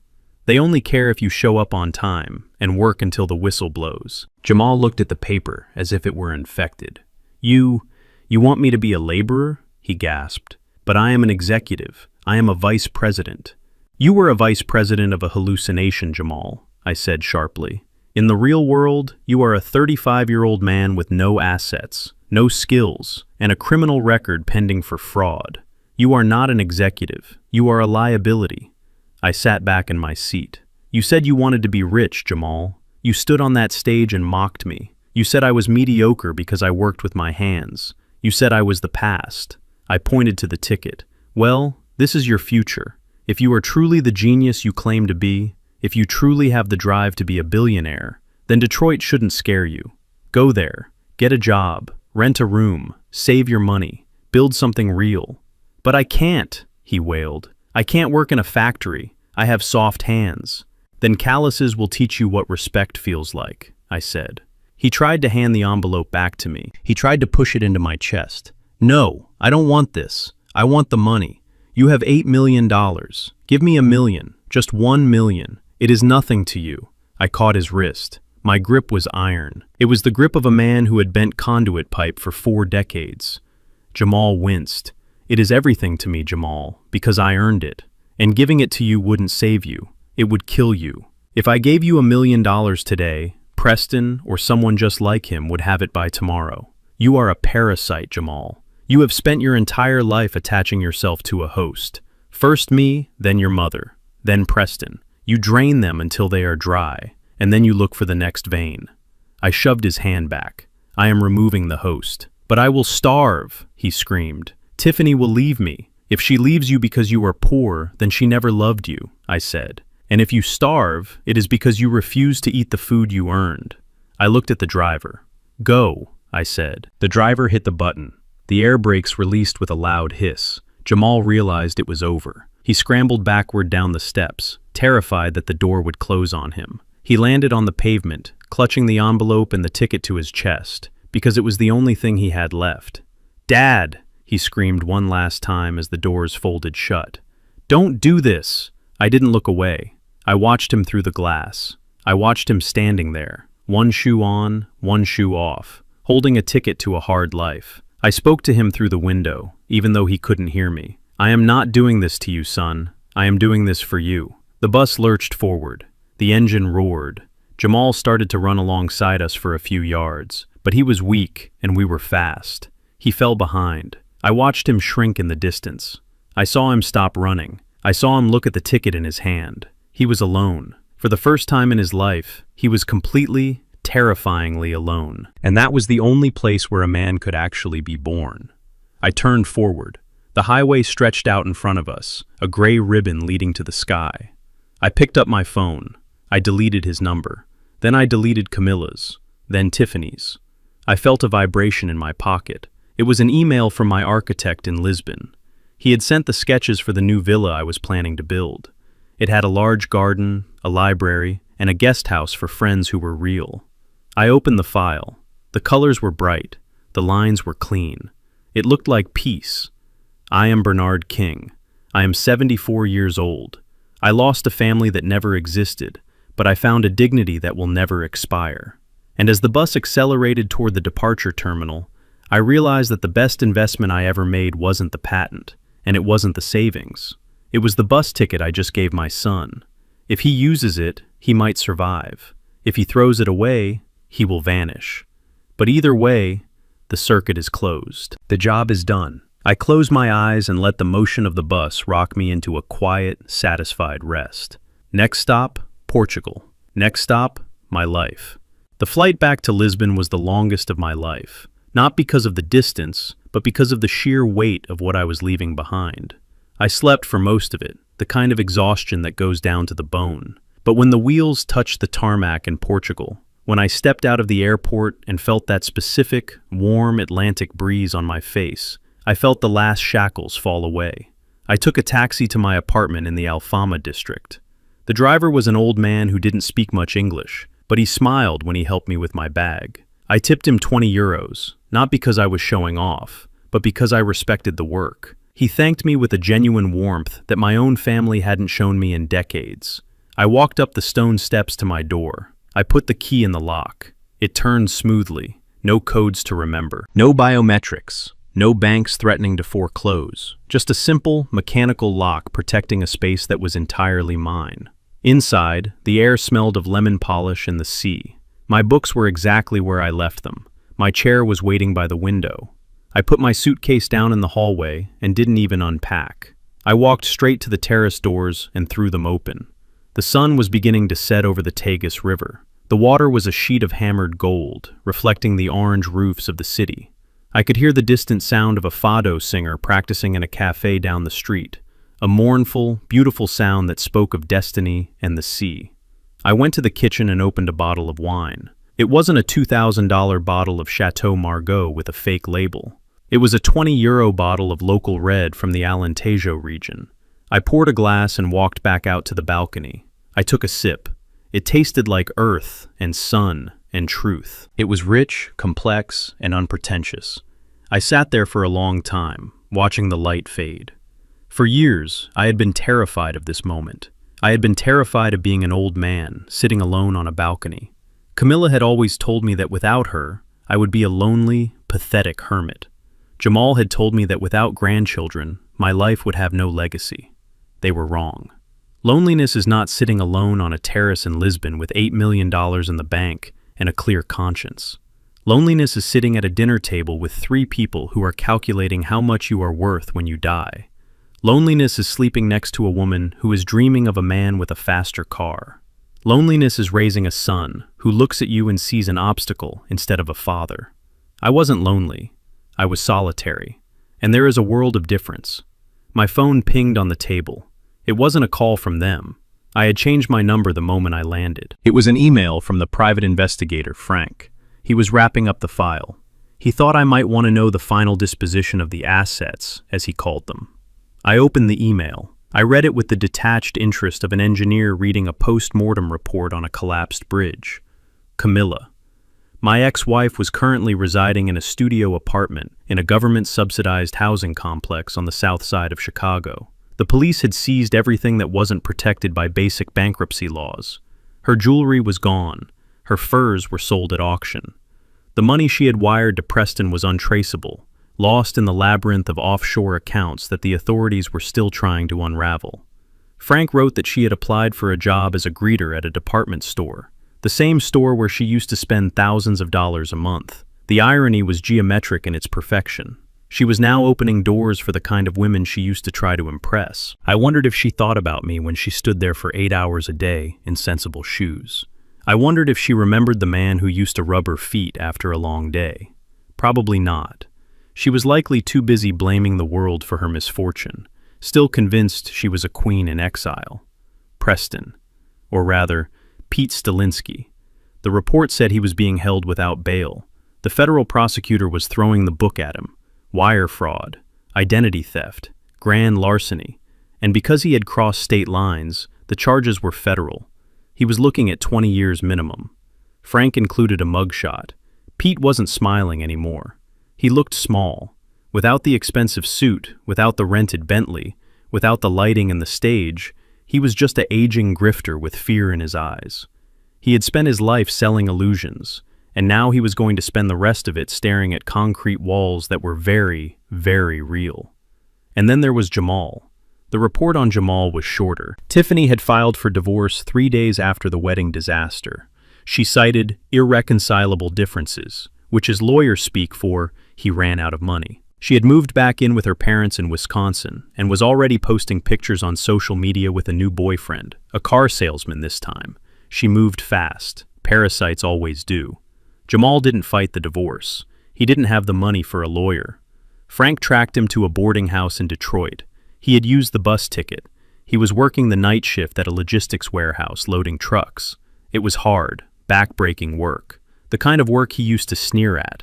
The kind of work I did for 40 years to buy him his first car. Frank said Jamal was living in a small room with a shared bathroom. He had no car. He took the bus to work. I put the phone down. I sipped my wine. I felt a twinge of sadness for the boy who used to sit on my shoulders and reach for the moon. But I pushed it away. That boy was gone. The man in Detroit was a stranger. But maybe, just maybe, the warehouse would teach him what I couldn't. Maybe the weight of the boxes and the ache in his muscles would finally teach him the value of $1. Maybe, in the silence of that small room, he would finally find his own character.